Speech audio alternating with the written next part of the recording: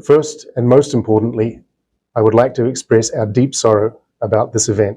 This is a difficult day for all of us at Air India, and our efforts now are focused entirely on the needs of our passengers, crew members, their families, and loved ones.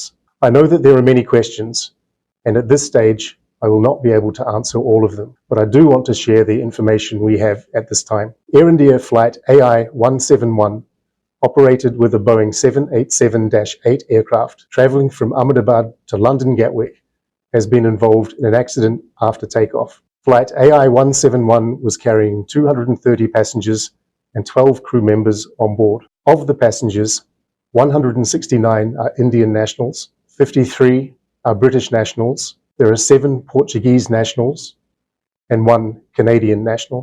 The injured passengers have been taken by local authorities to the nearest hospitals. We are actively working with the authorities on all emergency response efforts. A special team of caregivers from Air India is on their way to Ahmedabad to provide additional support. നമസ്തേ, ജനം ഡിബേറ്റിലേക്ക് സ്വാഗതം. Air India MD-യും CEO-യുമായ Campbell Wilson ആണ് ഇപ്പോൾ ഈ സന്ദേശം പുറപ്പെടുവിച്ചിരിക്കുന്നത്. അപകടം സംബന്ധിച്ച് വിശദമായ അന്വേഷണം നടന്നതിന് ശേഷം മാത്രമേ അന്തിമ തീരുമാനത്തിൽ എത്താൻ സാധിക്കുകയുള്ളൂ. എന്തായാലും എയർ ഇന്ത്യയുടെ പ്രത്യേക ദൗത്യസംഘം നാളെ അഹമ്മദാബാദിൽ എത്തും എന്നും എയർ ഇന്ത്യ MD-യും CEO-യുമായ ക്യാമ്പൽ വിൽസൺ പറഞ്ഞിരിക്കുന്നു. അഹമ്മദാബാദ് ആകാശ ദുരന്തത്തിൽപ്പെട്ട എയർ ഇന്ത്യ ബോയിങ് ഡ്രീം ലൈനറിൽ ഉണ്ടായിരുന്ന 229 യാത്രക്കാരും 12 ജീവനക്കാരും മരിച്ചു. അഹമ്മദാബാദിലെ സർദാർ വല്ലഭഭായ് പട്ടേൽ വിമാനത്താവളത്തിൽ നിന്നും UK-യിലെ ഗാഡ്വിക് വിമാനത്താവളത്തിലേക്ക് തിരിച്ച വിമാനമാണ് ടേക്ക് ഓഫിനിടെ കത്തിയമർന്ന് തീഗോളമായി താഴേക്ക് പതിച്ചത്. എൻജിൻ തകരാർ അപകടത്തിലേക്ക് നയിച്ചു എന്നാണ് പ്രാഥമിക നിഗമനം.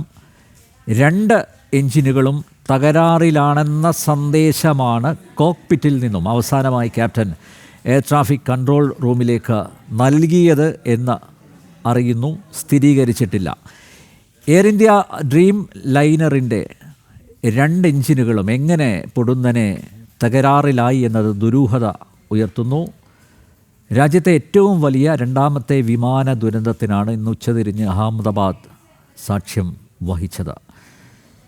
വ്യോമസേനാ മുൻ ഉദ്യോഗസ്ഥൻ രഘുനാഥ് ചൈതന്യ, അഹമ്മദാബാദിലെ ആരോഗ്യ വിദഗ്ധൻ ഡോക്ടർ ജയചന്ദ്രൻ, വ്യോമയാന രംഗത്ത് ദീർഘകാലം സേവനമനുഷ്ഠിച്ച ഡോക്ടർ നുസ്രത് ജഹാൻ, ജനം TV-യുടെ ഡൽഹി കറസ്പോണ്ടൻറ്റും മുൻ പൈലറ്റുമായ S. നന്ദഗോപൻ എന്നിവ ചേരുന്നു. എല്ലാ അതിഥികളെയും ഈ സംവാദത്തിലേക്ക് സ്നേഹാദരങ്ങളോടെ സ്വാഗതം ചെയ്യുന്നു. ഒപ്പം പ്രേക്ഷകരെയും ഞാൻ ഈ സംവാദം ശ്രീ രഘുനാഥിൽ നിന്ന് ആരംഭിക്കുകയാണ്. ശ്രീ രഘുനാഥ്, വലിയൊരു ദുരന്തത്തിനാണ് രാജ്യം സാക്ഷ്യം വഹിച്ചിരിക്കുന്നത്.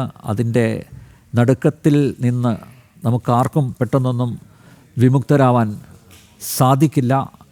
ഈ അപകടം എങ്ങനെ ഉണ്ടായി എന്നാണ് താങ്കളുടെ നിഗമനം? ശ്രീ അനിൽ നമ്പ്യാർ, ഇതിനകത്ത് എൻജിൻ ഫെയിലിയർ എന്ന് പറയുമ്പോൾ അതിനകത്ത് 2 കാര്യമുള്ളതെന്ന് പറഞ്ഞു കഴിഞ്ഞാൽ, ഒരു ബേർഡ് ഹിറ്റിന്റെ പോസിബിലിറ്റി ഉണ്ടാകും എന്ന് പറയുന്നു. പക്ഷെ ഇവിടെ നമുക്ക് ആ എയർക്രാഫ്റ്റിന്റെ വിഷ്വൽസ് നോക്കി കഴിഞ്ഞാൽ കുറേയധികം കാര്യങ്ങൾ നമുക്ക് തന്നെ മനസ്സിലാവും. പക്ഷെ ഇതൊന്നും ആധികാരികമല്ല, നമ്മുടെ എല്ലാ ഊഹങ്ങളും മാത്രമാണ്. നമ്മൾ സാധ്യതകളെ നമുക്കുള്ള അറിവ് വെച്ചിട്ട് നമ്മൾ അനലൈസ് ചെയ്യാണ്. ഫൈനലി ഇതിന്റെ ആക്സിഡന്റ് ഇൻവെസ്റ്റിഗേഷൻ കഴിഞ്ഞാലേ കാര്യങ്ങൾ പുറത്തു വരുള്ളൂ. ബേർഡ് ഹിറ്റിന്റെ പോസിബിലിറ്റി 100% ഇല്ല എന്ന് വേണം കരുതാനായിട്ട്. കാരണം അങ്ങനെ റിപ്പോർട്ട് വന്നിട്ടില്ല എന്ന് മാത്രമല്ല, വിഷ്വൽസിൽ നമ്മൾ നോക്കുമ്പോൾ ഒരു ബേർഡ് ഹിറ്റ് നടന്നിട്ടുണ്ടെങ്കിൽ ആ എഞ്ചിൻ ഫെയിൽ ആകുമ്പോൾ ആ എഞ്ചിന്റെ അത് നമുക്ക് പുറകിൽ നിന്ന് കാണാൻ പറ്റും.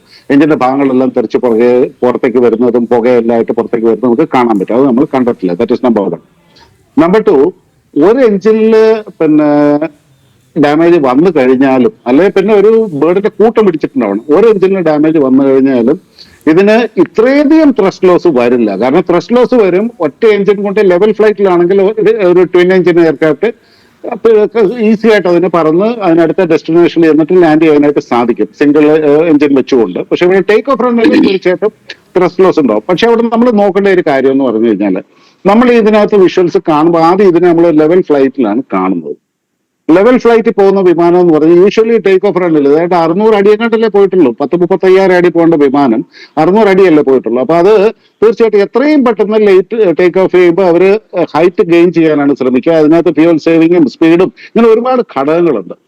പിന്നെ ബേർഡ്സിനെ ഒഴിവാക്കുക, ഇതെല്ലാം. അപ്പൊ അങ്ങനെ വരുമ്പോൾ ഒരു ടേക്ക് ഓഫ് റണ്ണിൽ ഇത് ലെവൽ ഫ്ലൈറ്റിൽ വരിക എന്ന് പറയുന്നതിന്റെ സാധ്യത വളരെ കുറവ്. പക്ഷെ നമ്മളിവിടെ അത് വിഷ്വലി കാണുന്നുണ്ട്. അതിനുശേഷം അതിനൊരു ഇച്ചിരി ലിഫ്റ്റ് കിട്ടുന്നുണ്ട്, അതിന്റെ നോസ് കുറച്ച് മുകളിലേക്ക് ലിഫ്റ്റ് കിട്ടുന്നുണ്ട്. ഇവിടെ നമുക്ക് വന്നിരിക്കുന്ന റിപ്പോർട്ട് എന്ന് പറഞ്ഞാൽ ഒന്നാമത് ഫ്ലാപ്സ് റിട്രാക്റ്റഡ് ആയിരുന്നു എന്നുള്ളതാണ്. ഫ്ലാപ്പ് എന്ന് പറഞ്ഞാൽ ആ വിങ്ങിന്റെ ഏറ്റവും പുറകിലായിട്ട് കാണും. നമ്മൾ ടേക്ക് ഓഫ് ചെയ്യുമ്പോൾ വിങ്ങിന്റെ സൈഡിലുള്ള വിൻഡോയിൽ ഇരിക്കുന്നവർക്ക് കാണാം ഇത് പുറത്തേക്ക് ഇരിക്കുന്ന കുറച്ച് സാധനങ്ങൾ പുറത്തേക്ക് തള്ളി വരുന്നതായിട്ട്, പ്ലേറ്റ് പോലെ കുറച്ച് സാധനങ്ങൾ തള്ളി വരുന്നതായിട്ട്. ഇത് ടേക്ക് ഓഫിന്റെ സമയത്തും ലാൻഡിങ്ങിന്റെ സമയത്തുമാണ് ഫ്ലാപ്പ് നമ്മൾ എക്സ്റ്റെൻഡ് ചെയ്യുന്നത്. ടേക്ക് ഓഫിന്റെ സമയത്ത് ഏകദേശം ഒരു 30 ഡിഗ്രി എക്സ്റ്റെൻഡ് ചെയ്യുകയാണെന്നുണ്ടെങ്കിൽ ലാൻഡിങ്ങിന്റെ സമയത്ത് അതൊരു 45 ഡിഗ്രി എക്സ്റ്റെൻഡ് ചെയ്യും. ഈ ഫ്ലാപ്പ് എക്സ്റ്റെൻഡ് ചെയ്യുന്നതിന്റെ ഉദ്ദേശം എന്ന് പറഞ്ഞു കഴിഞ്ഞാൽ ഇതിനെ ലിഫ്റ്റ് കിട്ടാൻ വേണ്ടിയിട്ടാണ്, വിമാനത്തിൽ ലിഫ്റ്റ് കിട്ടാൻ വേണ്ടിയിട്ടാണ്. പക്ഷെ ഇവിടെ ഫ്ലാപ്പ് എക്സ്റ്റെൻഡഡ് അല്ല എന്ന് പറയുന്നു. ഫ്ലാപ്പ് എക്സ്റ്റെൻഡഡ് അല്ല എന്നുണ്ടെങ്കിൽ ശ്രീ രഘുനാഥ് വീഡിയോയിലെ വിദൂര കാഴ്ചയില് നേരെ തന്നെ ഇരിക്കുന്നു എന്ന് തോന്നിക്കുന്ന ചിറകിന് പിന്നിലെ ഫ്ലാപ്പുകൾ അല്ലേ? എക്സാക്ട്ലി അത് ഒരു പോസിബിലിറ്റി. പക്ഷെ പിന്നീട് വിമാനം അത് നോസ് അപ്പ് ആകുന്നുണ്ട്. അപ്പൊ ഫ്ലാപ്പ് എക്സ്റ്റെൻഡ് ആയിട്ടുണ്ടാവുമോ എന്ന് നമുക്കറിയില്ല. അപ്പൊ പൈലറ്റ് മറന്നാണോ എന്നറിയില്ല.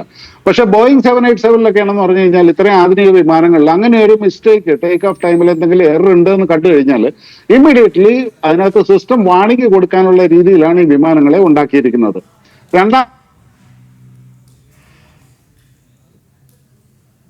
സാങ്കേതിക പ്രശ്നങ്ങൾ. ശ്രീ രഘുനാഥിലേക്ക് തിരിച്ചെത്താം. ശ്രീമതി നുസ്രത് ജഹാൻ, ഈ വിമാന ദുരന്തത്തെ എങ്ങനെയാണ് നോക്കിക്കാണുന്നത്? നേരത്തെ ശ്രീ രഘുനാഥ് പറഞ്ഞതിനോട് ചില ആഡ് ഓൺ ചെയ്യുകയാണ് ചില കാര്യങ്ങൾ. 600 അടിയോളം പൊക്കത്തിൽ പറക്കുമ്പോഴും താഴ്ന്നു തന്നെ ഇരിക്കുന്ന ചക്രങ്ങൾ, വിമാനത്തിൻ്റെ ചക്രങ്ങൾ. അതുപോലെ ഞാൻ നേരത്തെ ചൂണ്ടിക്കാണിച്ചതുപോലെ ഈ വിദൂര കാഴ്ചയിൽ നേരെ തന്നെ ഇരിക്കുന്നു എന്ന് തോന്നിക്കുന്ന ചിറകിന് പിന്നിലെ ഫ്ലാപ്പുകൾ. അതുപോലെ വീഴ്ചയ്ക്ക് മുന്നേ മുകളിലേക്ക് ഉയരാനുള്ള ശ്രമം 200-400 അടി പൊക്കത്തിലെത്തുമ്പോഴേക്കും വീലുകൾ മുകളിലേക്ക് ഉയർത്തുകയാണ് പതിവ്. ഇവിടെ 600 ആയിട്ടും പൈലറ്റുമാർ ചക്രങ്ങൾ മുകളിലേക്ക് ഉയർത്താത്തത് പ്രശ്നത്തിൻ്റെ തന്നെ സൂചികയാണ്. ഒരുപാട് സാധ്യതകൾ ചൂണ്ടിക്കാണിക്കുന്നുണ്ട്. ഈ ഒരു അപകടം നടന്നതിന് ശേഷം സാമൂഹ്യ മാധ്യമങ്ങളിൽ സജീവമായിട്ട് ചർച്ച നടക്കുന്നുണ്ട്. മുൻ പൈലറ്റുമാരും അതുപോലെ വ്യോമയാന രംഗത്ത് പ്രവർത്തിക്കുന്നവരുമൊക്കെ അവരുടെ സംശയങ്ങൾ പങ്കിടുന്നുണ്ട്. പക്ഷേ എന്താണ് യഥാർത്ഥത്തിൽ സംഭവിച്ചത് എന്ന് ആ പൈലറ്റിന് മാത്രമേ അറിയുള്ളൂ. ഇനിയിപ്പോൾ ബ്ലാക്ക് ബോക്സ് അത് കണ്ടു കിട്ടണം, എങ്കിൽ മാത്രമേ യഥാർത്ഥത്തിൽ സംഭവിച്ചത് നമുക്ക് അറിയാൻ സാധിക്കൂ.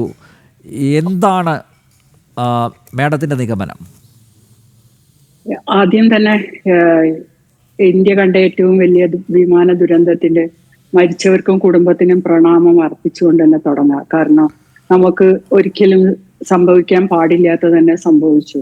169 ഇന്ത്യക്കാരും 53 ബ്രിട്ടീഷ് പൗരന്മാരും 1 പോർച്ചുഗലും 2 ബ്രസീലിയൻ ഇത്രയും ആൾക്കാരെ നാഷണാലിറ്റി തന്നെ വിമാന രംഗത്ത് എന്നും നമുക്ക് ദുരന്തങ്ങൾ വന്നത് എയർ ഇന്ത്യക്കാണ് നമുക്ക് സംഭവിച്ചിട്ടിരിക്കുന്നതെന്ന് നമ്മളൊന്ന് പ്രത്യേകം ശ്രദ്ധിക്കണം. ഇതോടുകൂടി പല വിമാന ദുരന്തങ്ങളും ഇപ്പൊ നമുക്കുണ്ടായി. കനിഷ്ക തൊട്ടിട്ട് ഈ മംഗലാപുരം, ഇങ്ങനെ കുറെ വിമാന ദുരന്തങ്ങൾ നമ്മൾ കണ്ടു.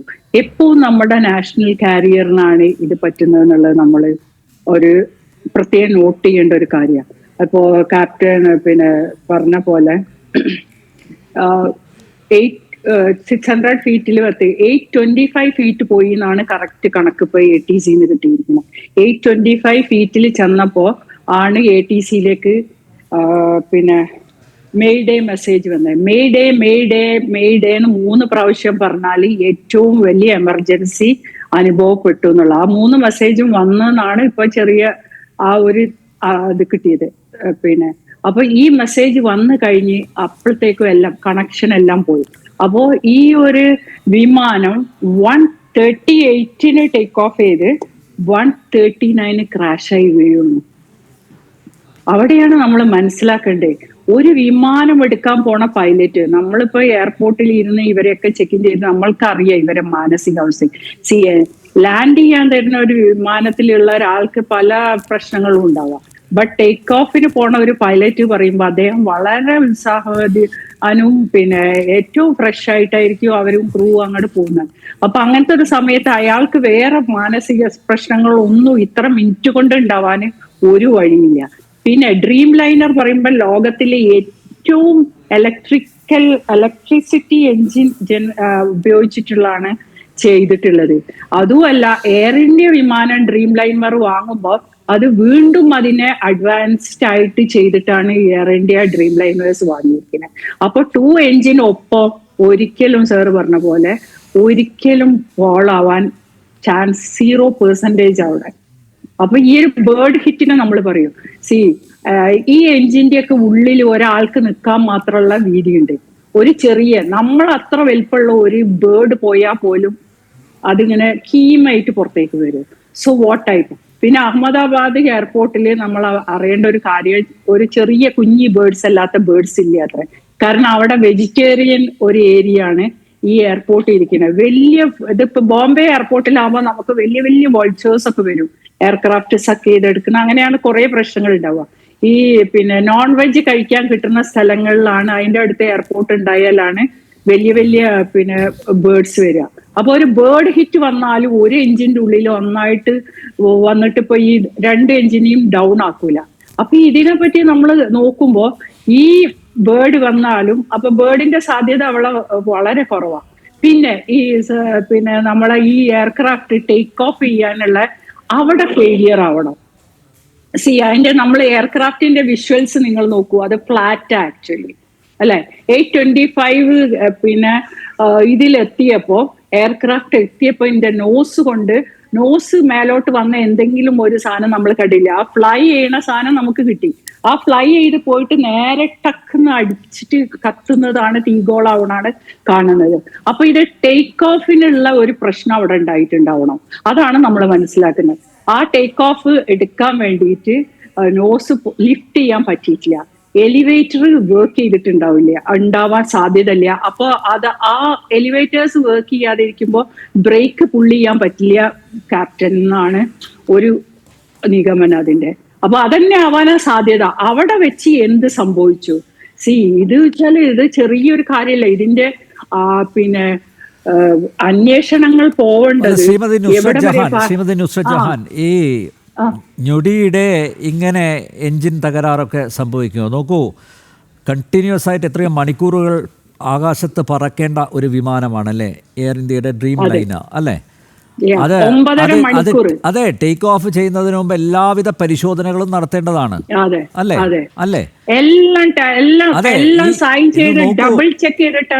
ടേക്ക് ഓഫ് സമയത്ത് തന്നെയാണ് ഈ അപകടം സംഭവിച്ചിരിക്കുന്നത്. ക്യാപ്റ്റൻ എയർ ട്രാഫിക് കൺട്രോൾ റൂമിൽ നൽകുന്ന മെസ്സേജ് ഈ 2 എഞ്ചിനുകളും തകരാറായി എന്ന രീതിയിലുള്ളൊരു മെസ്സേജാണെന്ന് പറയും. ഞാൻ ആമുഖത്ത് ചൂണ്ടിക്കാണിച്ചതുപോലെ അതിലൊരു കൺഫർമേഷൻ വന്നിട്ടില്ല. 2 എഞ്ചിൻ എന്ന് പറയുന്നില്ല, മെയ്ഡേ എന്ന് പറയുന്ന ആ ഒരു മെസ്സേജ് മാത്രമാണ് കൊടുക്കുന്നത്.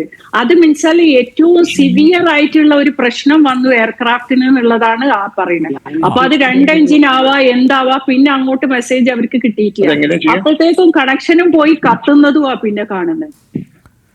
പിന്നെ ഫ്യൂവൽ അല്ലേ, ഫുൾ ഫ്യൂവൽ ആണല്ലോ. എയർക്രാഫ്റ്റ് ടാക്സി കഴിഞ്ഞിട്ട് 824 പിന്നെ 2 കിലോമീറ്ററിൽ ഫ്ലൈ ചെയ്തിട്ടുള്ളൂ.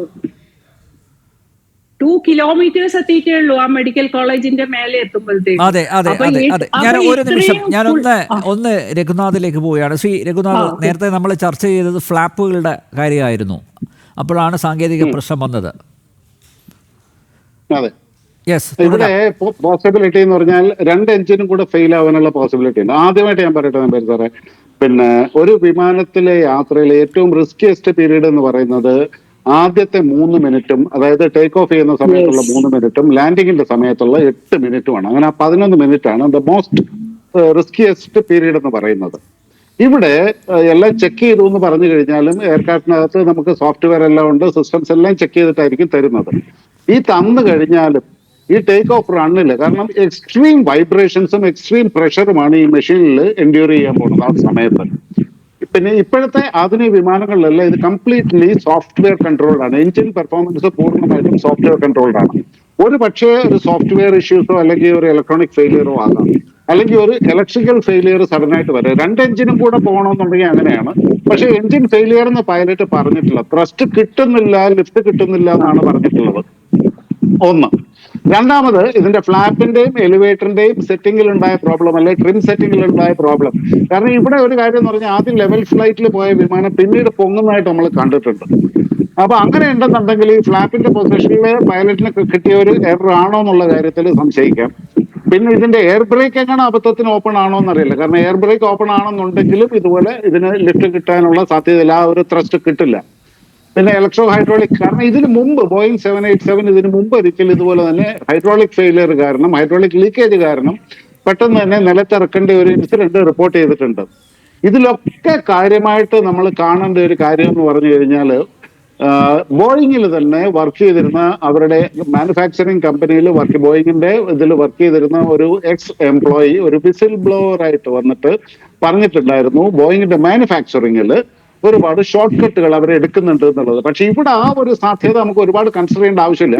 12 വർഷം പഴയ വിമാനമാണ്. 2011 ബോയിങ് ആദ്യമായിട്ട് ഈ 787 ഡ്രീം ലൈനർ പുറത്തേക്ക് കൊണ്ടിരുന്നത്. നമ്മളിത് 13 മറ്റോ മേടിച്ച വിമാനമാണ്. അപ്പം ആ ഒരു സാധ്യത തള്ളിക്കളയാൻ നേരത്തെ തന്നെ ഈ ഡ്രീം ലൈനറിൽ ചില ന്യൂനതകൾ കണ്ടെത്തിയിരുന്നു എന്ന വാർത്തകളും പുറത്ത് വരുന്നുണ്ട്. മാത്രമല്ല, നോക്കൂ, ഇത് ഡൽഹിയിൽ നിന്നാണ് അഹമ്മദാബാദിൽ എത്തിയത് ഈ ഫ്ലൈറ്റ്, അല്ലേ? ആ സമയത്ത് അതിൽ സഞ്ചരിച്ചിരുന്ന ഒരു യാത്രക്കാരൻ ഇതിൻ്റെ ചില ന്യൂനതകൾ ചൂണ്ടിക്കാട്ടി ഒരു വീഡിയോ പങ്കുവച്ചിട്ടുണ്ട്. അതിൽ ചില പ്രശ്നങ്ങളൊക്കെ അദ്ദേഹം ചൂണ്ടിക്കാട്ടുന്നും ഉണ്ട്. അപ്പോൾ സ്വാഭാവികമായി നേരത്തെ തന്നെ പിന്നെ ഈ റിസ്ക് ഫാക്ടറുകൾ കണ്ടെത്തിയിട്ടും വേണ്ടത്ര പരിശോധന നടത്താതെ ടേക്ക് ഓഫിലേക്ക് പോയി എന്നുള്ളത് അത് വലിയൊരു അബദ്ധമായിട്ട് തന്നെയല്ലേ കാണേണ്ടത്? നേരത്തെ തന്നെ കംപ്ലൈൻസ് ഉണ്ട്, ഡ്രീം ലൈനറിൽ ഇത്തരത്തിലുള്ള കംപ്ലൈൻസ് കണ്ടെത്തിയിട്ടുണ്ട്. അതുകൊണ്ട് 2024 ഡിസംബറിലാണെന്ന് തോന്നുന്നു സമാനമായിട്ടുള്ള ചില ഇഷ്യൂസ് കണ്ടെത്തിയിരുന്നു.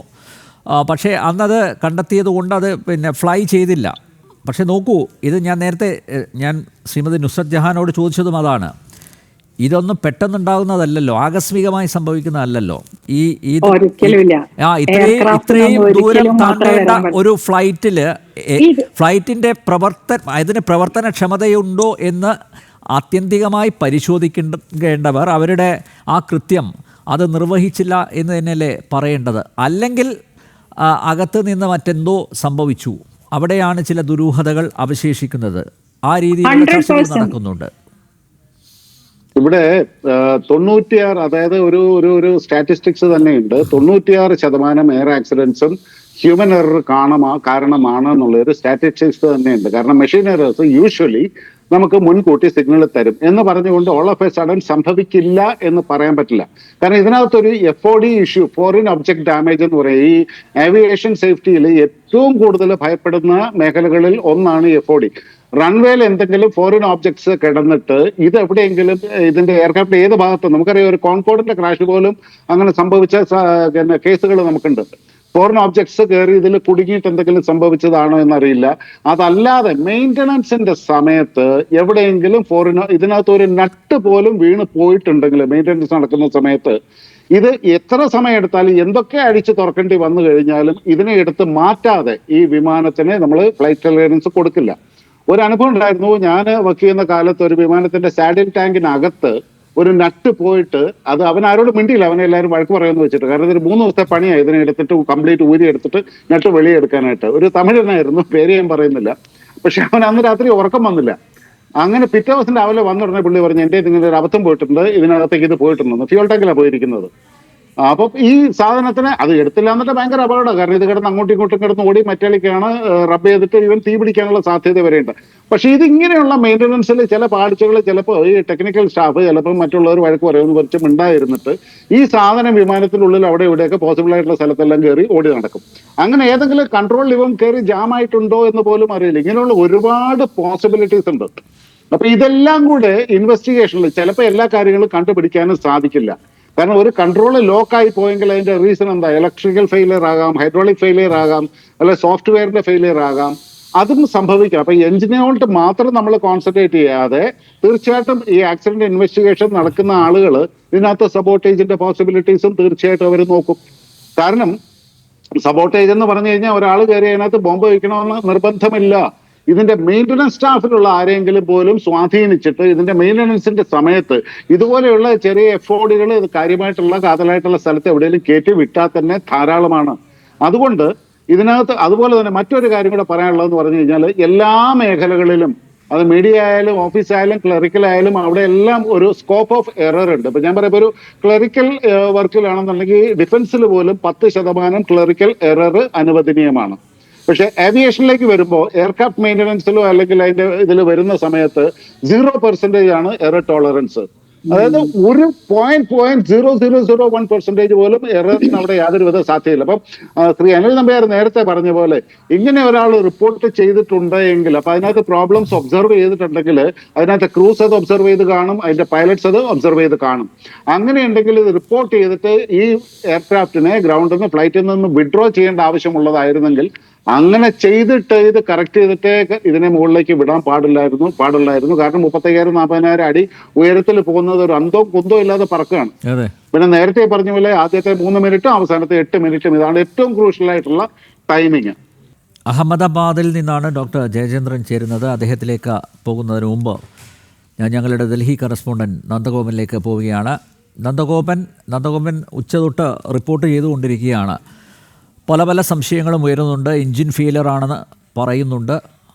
അട്ടിമറി സാധ്യത തള്ളിക്കളയാനാവില്ല എന്ന് പറയുന്നു. ഈ വിമാനം ഓടിച്ച ഒരാൾ എന്ന നിലയിൽ, ലൈസൻസ് ഉള്ള ഒരു വ്യക്തി എന്ന നിലയിൽ നന്ദഗോപൻ്റെ നിരീക്ഷണം അറിയാൻ താല്പര്യമുണ്ട്.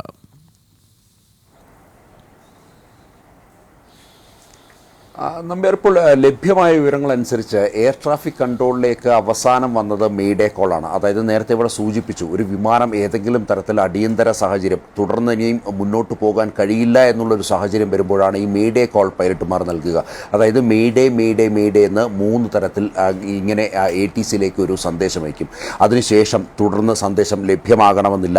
ഇനി അഥവാ ലഭ്യമാണെങ്കിൽ തന്നെ അത് അത്തരത്തിലൊരു അടിയന്തര സാഹചര്യം ഉണ്ടായിട്ടുണ്ടെങ്കിൽ മാത്രമായിരിക്കണം ആ പൈലറ്റുമാർ ഇത്തരം ഒരു മെയ്ഡേ കോൾ നൽകുക. അതിനു മുമ്പ് ഏതെങ്കിലും തരത്തിൽ ചെറിയ സാഹചര്യങ്ങളാണെങ്കിൽ പാൻ കോൾ നൽകും. പാൻ എന്നുള്ള ഒരു 3 കോളാണ് ആദ്യം നൽകുക. അല്ലെങ്കിൽ ചെറിയ ഏതെങ്കിലും തരത്തിലുള്ള അപകടങ്ങളാണെങ്കിൽ അല്ലെങ്കിൽ അത്തരം സാഹചര്യമാണെങ്കിൽ അങ്ങനെ പാൻ കോൾ നൽകും.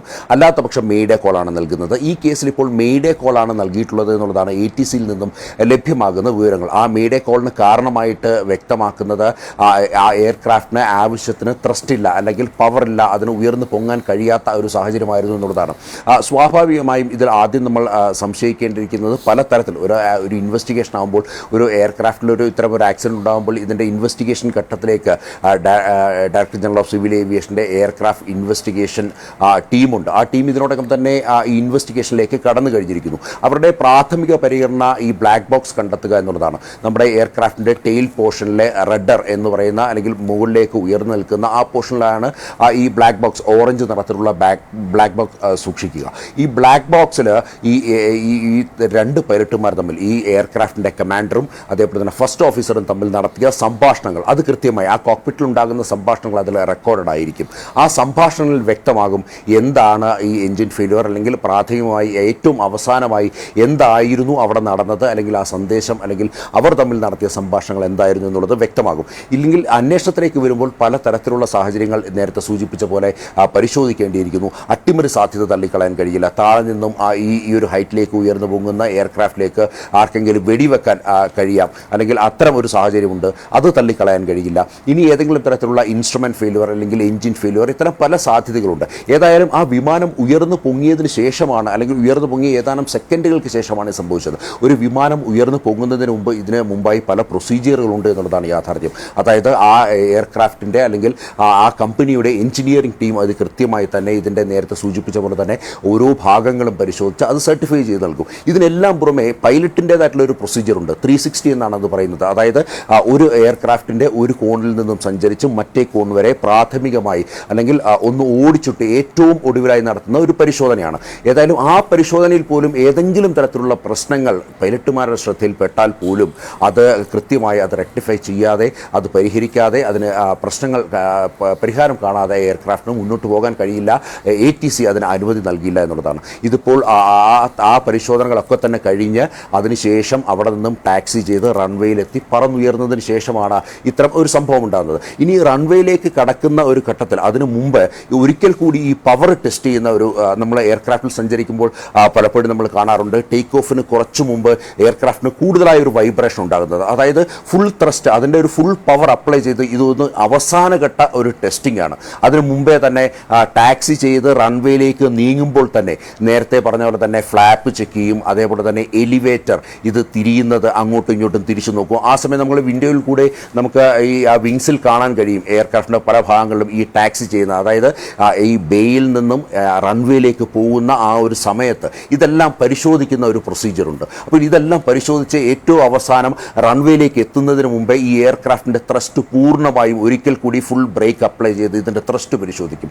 അങ്ങനെ ഇത് ഫുൾ RPM-ൽ ഒരു തവണ ഇതൊന്ന് ഫുൾ RPM-ൽ നോക്കി ഇതിൻ്റെ വൈബ്രേഷൻ അടക്കം ഏതെങ്കിലും സൗണ്ടോ എന്തെങ്കിലും പ്രശ്നമുണ്ടോ എന്ന് അവസാനഘട്ട പരിശോധന കൂടി കഴിഞ്ഞതിന് ശേഷമാണ് റൺവേയിലേക്ക് എത്തുന്നത്. ഒരുപക്ഷെ റൺവേയിൽ ലാൻഡിംഗ് ക്ലിയറൻസ് കിട്ടുന്നതിന് തൊട്ടു മുമ്പാകാം ഈ പരിശോധന നടത്തിയതും. ഏതായാലും അത് ഇത്തരം പരിശോധനകൾക്കൊക്കെ ശേഷമാണ് ഈ വിമാനം പറന്നുയർന്നത്. അതിനുശേഷം ഉണ്ടായത് മെയ്ഡേ കോളാണ്. അതായത് ഈ വിമാനം പൊങ്ങിയാൽ ഉടനെ തന്നെ ATCക്ക് എയർബോൺ ആയി എന്നുള്ള സന്ദേശം ആ എയർക്രാഫ്റ്റിൻ്റെ കോൾ സൈൻ അടക്കം ഞങ്ങൾ എയർബോൺ ആയി എന്നുള്ള സന്ദേശം ചെല്ലുന്നു. പിന്നീട് ഇതിൻ്റെ റൂട്ടെല്ലാം തന്നെ നേരത്തെ നിശ്ചയിച്ചതാണ്. നമ്മൾ ഇത്ര ഫീറ്റിലേക്ക് പൊങ്ങി അതിനുശേഷം നമ്മുടെ റൂട്ട് അല്ലെങ്കിൽ എങ്ങോട്ട് തിരിയണമെന്നുള്ളത് ATC എന്നുള്ള നിർദ്ദേശം വരും. ഏതായാലും ഈ എയർബോൺ ആയി എന്നുള്ള സന്ദേശവും ചെല്ലുന്നു. അതിനുശേഷമാണ് ഇത്തരം ഒരു ഇൻസിഡൻറ്റ്, ഒരു ആക്സിഡൻറ്റ് ഉണ്ടാകുന്നത് എന്നുള്ളതാണ് യാഥാർത്ഥ്യം. അത് നേരത്തെ സൂചിപ്പിച്ച പോലെ തന്നെ പക്ഷി ഇടിക്കാനുള്ള സാധ്യതകളും തള്ളിക്കളയാൻ കഴിയില്ല എന്നുള്ളതാണ് യാഥാർത്ഥ്യം.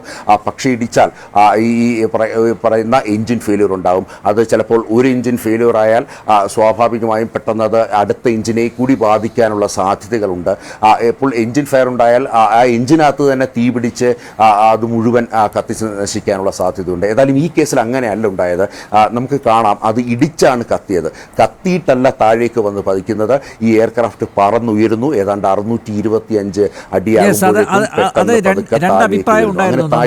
അതായത് കത്തിയതിന് ശേഷമാണ് തീഗോളമായിട്ട് താഴേക്ക് പതിച്ചത് എന്ന ഒരു അഭിപ്രായം ഉണ്ടായിരുന്നു നേരത്തെ. ഇപ്പോൾ അത് വ്യക്തമാണ് അല്ലേ? അതായത് താഴെ ഇടിച്ചതിന് ശേഷമാണ് ഇത് കത്തിയത്. അതെ അതെ, തീർച്ചയായിട്ടും ആ ദൃശ്യങ്ങളിൽ അത് വ്യക്തമാണ്. എയർക്രാഫ്റ്റിന് ആദ്യഘട്ടത്തിൽ നമുക്ക് ദൃശ്യങ്ങളിൽ വ്യക്തമാകുന്നതാണ്. അല്ലാതെ എഞ്ചിനകത്ത് ഏതെങ്കിലും തരത്തിലുള്ള തീ കണ്ടിട്ടുണ്ടോ എന്നുള്ളത് അറിയാൻ കഴിയില്ല. നമുക്ക് ദൃശ്യങ്ങളിൽ നിന്ന് കാണാൻ കഴിയുന്നത് എയർക്രാഫ്റ്റിന് തീ പിടിച്ചിട്ടില്ല, മറിച്ച് അത് താഴേക്ക് വന്ന് ഈ BJ മെഡിക്കൽ കോളേജിൻ്റെ UG ഹോസ്റ്റലിൽ വന്ന് ഇടിച്ച ശേഷമാണ് അത് തീ പിടിക്കുന്നത്. സ്വാഭാവികമായും ഈ ഇതിൻ്റെ ATF ഏവിയേഷൻ ടർബൈൻ ഫ്യൂവൽ എന്നുള്ളത് മറ്റ് കെറോസിനോ അല്ലെങ്കിൽ പെട്രോളോ ഡീസലോ പോലുള്ള വളരെ സ്ഫോടന ശേഷിയുള്ള ഉഗ്ര ശബ്ദത്തോടുകൂടി അത് പൊട്ടിത്തെറിക്കും. എയർക്രാഫ്റ്റിൻ്റെ 2 വിങ്സിലായിട്ടാണ് ഇതിൻ്റെ ഫ്യൂവൽ ശേഖരം ഉണ്ടാകുന്നത്. 1,00,000-ലധികം ലിറ്റർ ഫ്യൂവൽ ATF ഉണ്ടായിരിക്കണം അതിലേക്കായി. സാധാരണഗതിയിൽ ഈ പ്രൊസീജിയർ അനുസരിച്ച് രാത്രി നമുക്ക് എവിടെ നിന്നും എവിടേക്കാണോ പോകേണ്ടത്, ഇപ്പോൾ ഉദാഹരണം ഇവിടെ ഡൽഹിയിൽ നിന്നും തിരുവനന്തപുരത്തേക്കാണ് പോകേണ്ടത്, അത് പകൽ സമയത്താണ് നമ്മൾ പോകുന്നതെങ്കിൽ നമുക്ക് യാത്ര ചെയ്യാൻ ആവശ്യമായ ഇന്ധനത്തിന് പുറമെ അരമണിക്കൂർ കൂടി അഡീഷണൽ പറക്കാനുള്ള ഇന്ധനം അതിൽ കരുതണം എന്നുള്ളതാണ് പ്രൊസീജിയർ. അതുകൂടാതെ നമ്മൾ രാത്രി സമയങ്ങളിലാണ് ഈ യാത്ര അല്ലെങ്കിൽ ഫ്ലൈ ചെയ്യുന്നുണ്ടെങ്കിൽ നമുക്ക് പോകുന്നതിനും അല്ലെങ്കിൽ നമ്മുടെ ഡെസ്റ്റിനേഷന് ആവശ്യമായ ഇന്ധനത്തിന് പുറമെ 1 മണിക്കൂർ കൂടി ഏതെങ്കിലും അടിയന്തര സാഹചര്യം ഉണ്ടായാൽ പറക്കാൻ വേണ്ടിയുള്ള ഇന്ധനം കൂടി കരുതും. അങ്ങനെ നമ്മുടെ ഡെസ്റ്റിനേഷൻ കൂടി തീരുമാനിച്ച് എത്ര ഇന്ധനമാണോ വേണ്ടത് അതിൻ്റെ അരമണിക്കൂർ കൂടി അല്ലെങ്കിൽ 1 മണിക്കൂർ കൂടി അഡീഷണൽ ഫ്ലൈ ചെയ്യാനുള്ള ഇന്ധനം കൂടി കരുതിയാണ്, അല്ലെങ്കിൽ അത്രയും കൂടി ATF കരുതിയാണ് എയർക്രാഫ്റ്റ് ഫ്ലൈ ചെയ്യാൻ വേണ്ടി തയ്യാറാകുന്നത്. അതുകൊണ്ട് അത്രമാത്രം ഇന്ധനം അതിനകത്തുണ്ടായിരുന്നു. ഒരു കാര്യം കൂടി സോഷ്യൽ മീഡിയയിൽ കണ്ട ഒരു കാര്യമാണ് ഞാൻ ശ്രദ്ധയിൽപ്പെടുത്തുന്നത്. It appears that the RAM air turbine is deployed. RAT is deployed automatically in certain cases including a complete loss of power. നേരത്തെ ഇവിടെ പറഞ്ഞു പവർ ലോസ് വരുമ്പോൾ turbine RAM air turbine is deployed എന്ന് പറഞ്ഞിട്ട് വരുന്നു. അതിൽ കൂടി ഒരു വിശദീകരണം തരികയാണ് നന്നായിരിക്കും. Rat RAT.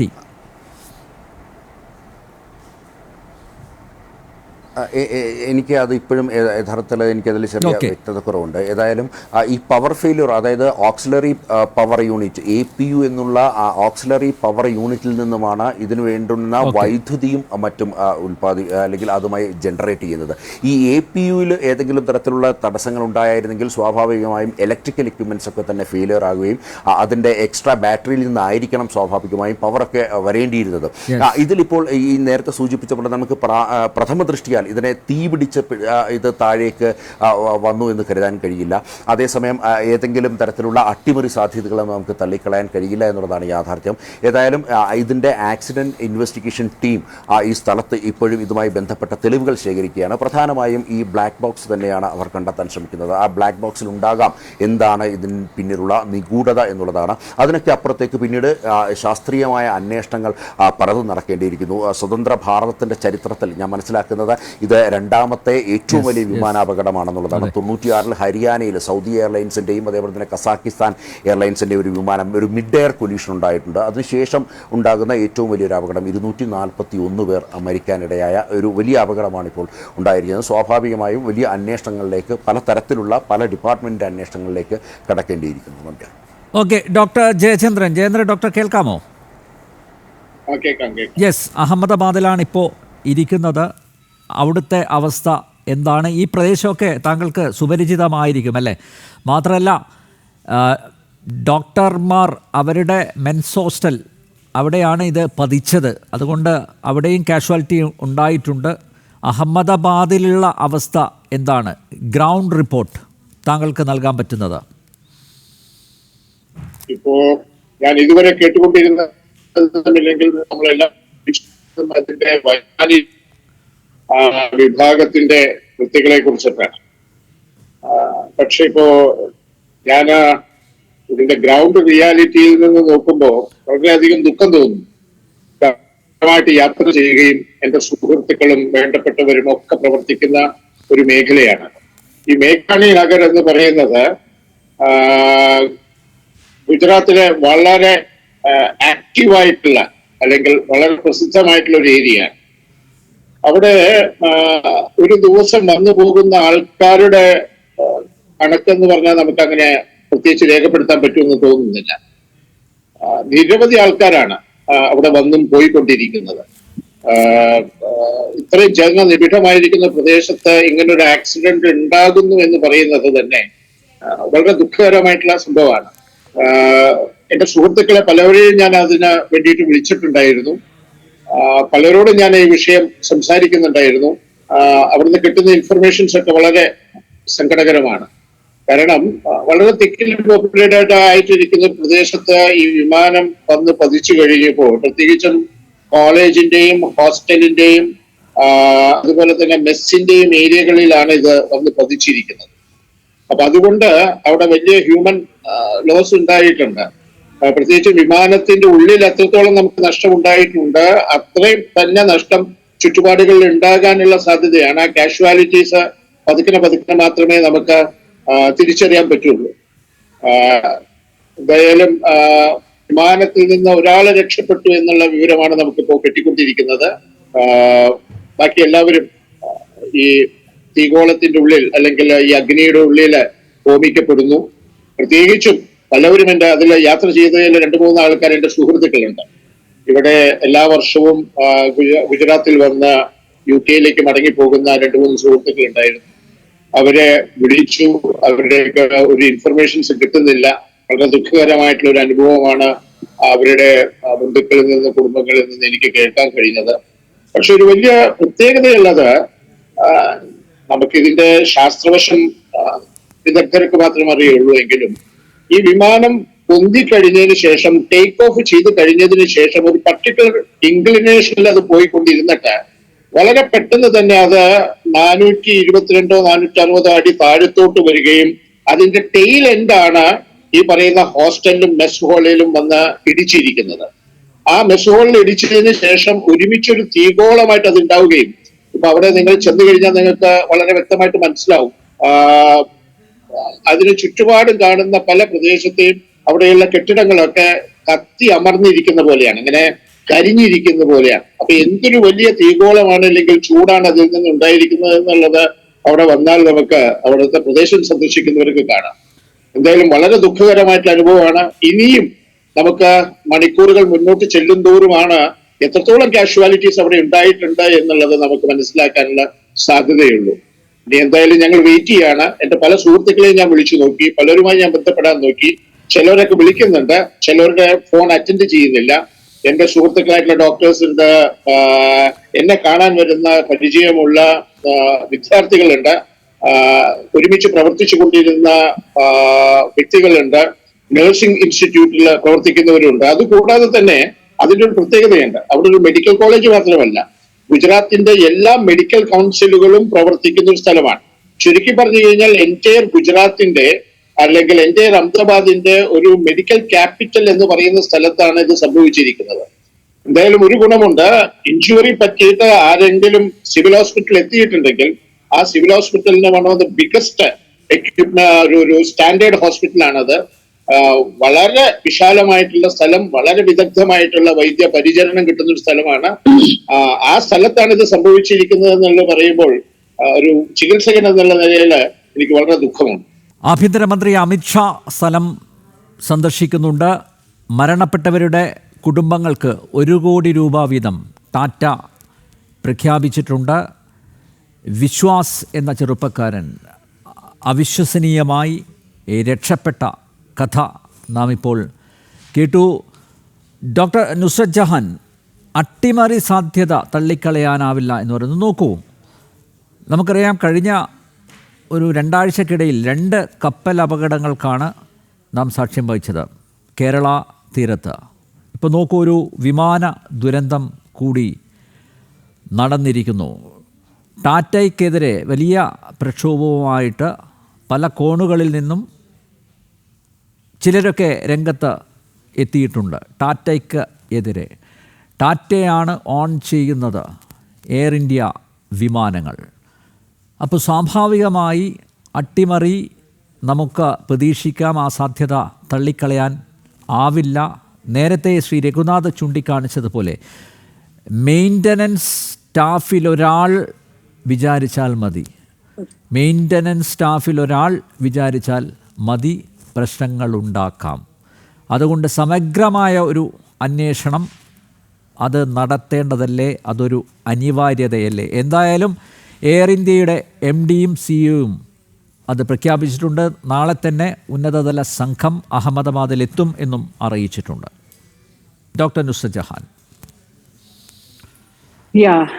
അട്ടിമറി സാധ്യത നമ്മൾ നല്ല പോലെ കാണണം. കാരണം എല്ലാം നമ്മളിപ്പോ നോക്കുകയാണെങ്കിൽ സിന്ദൂർ ഓപ്പറേഷൻസ്, പിന്നെ Indian delegates visiting foreign countries, പ്രധാനമന്ത്രിയുടെ നോ ടോളറൻസ് ഫോർ ടെററിസം എന്നുള്ള വാക്ക്, പിന്നെ ഇതെല്ലാം കംപ്ലീഷൻ ആയിട്ടുള്ള ഒരു ദിവസങ്ങളാണ് ഇപ്പൊ കടന്നുകൊണ്ടുപോയിരിക്കുന്നത്.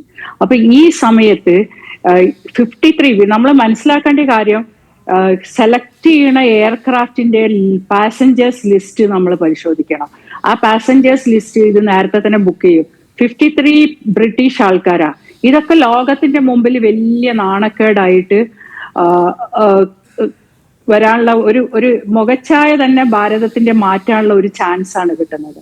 അപ്പോ ഇതില് വലിയൊരു കാര്യം ടാറ്റയും സിവിൽ ഏവിയേഷൻ മിനിസ്ട്രിയും ഒക്കെ അറിയണ്ട, മനസ്സിലാക്കേണ്ട, അവര് വളരെയധികം ശ്രദ്ധിക്കേണ്ട ഒരു കാര്യമുണ്ട്. നമ്മൾ സെലബി ഓടിച്ച പോലെ എയർ ഇന്ത്യ ഗ്രൗണ്ട് ഹാൻഡ്ലിംഗ് എന്ന് പറഞ്ഞിട്ട് engineering also is there. Engineering നമ്മൾ കൊടുത്തിട്ടില്ല, പക്ഷെ എയർ ഇന്ത്യ ഏറ്റെടുത്തപ്പോ ഇത് അവർ ഔട്ട്സോഴ്സ് ചെയ്യുന്നുണ്ട്. എയർ ഇന്ത്യ പരാമർശിച്ചുകൊണ്ട് ഒരു കാര്യം ഞാൻ ചൂണ്ടിക്കാണിക്കട്ടെ. സെലബിയെ ഓടിച്ചു, സെലബിയുടെ ലൈസൻസ് ക്യാൻസൽ ചെയ്തു, പക്ഷെ സെലബിയിൽ വർക്ക് ചെയ്ത ചിലർ ഇപ്പോഴും ഗ്രൗണ്ട് ഹാൻഡ്ലിംഗ് നടത്തുന്നുണ്ട് എന്ന വാർത്ത ഇപ്പൊ പുറത്തു വന്നിട്ടുണ്ട്. സെലബിയിൽ വർക്ക് ചെയ്തിരുന്ന ചിലർ ഇപ്പോഴും ഈ പ്രധാനപ്പെട്ട വിമാനത്താവളങ്ങളിൽ ഗ്രൗണ്ട് ഹാൻഡ്ലിംഗ് കൈകാര്യം ചെയ്യുന്നുണ്ട്. അതെ, അതിൽ കൈ കടത്താൻ പറ്റുന്ന ഒരു അവസരമുണ്ട്.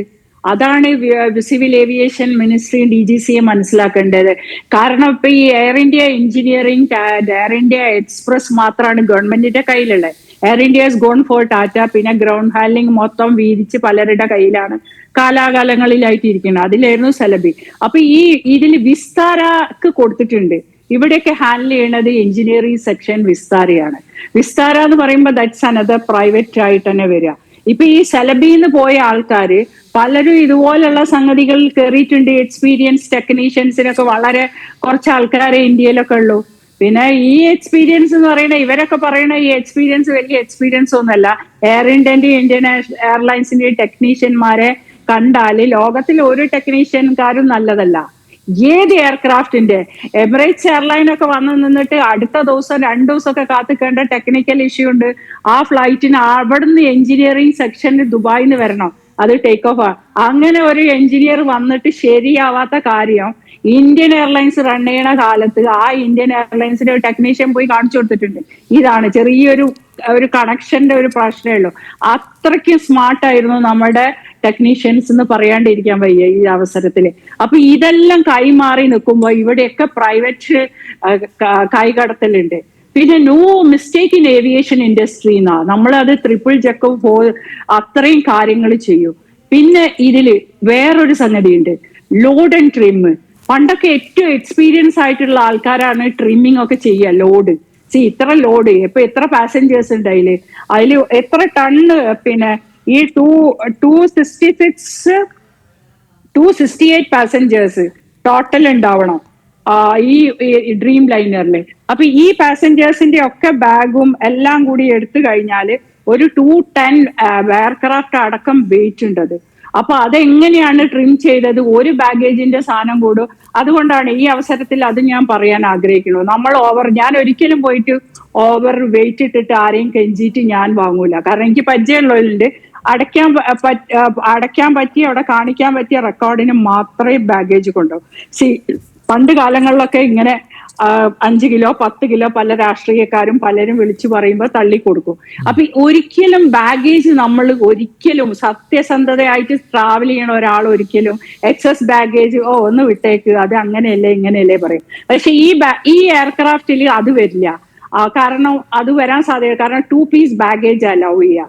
നമ്മളെ പോലെ 20-25 അല്ല, 2 piece baggage that should not be 32 kilos. 32 kilos എന്ന് പറഞ്ഞാൽ ഒരു മനുഷ്യ ജന്മത്തിന് നമ്മളിങ്ങനെ എടുത്താൽ 32 ബാഗ് നമുക്ക് അറിയാൻ പറ്റും. 15 കിലോ 32 കിലോ എന്നുള്ളത് അത് നമ്മൾ എയർപോർട്ടിൽ ജോലി ചെയ്തവർക്ക് അത് പെട്ടെന്ന് പിടിക്കുക. ആ പൊന്തി നമുക്കത് പൊക്കാൻ പറ്റും.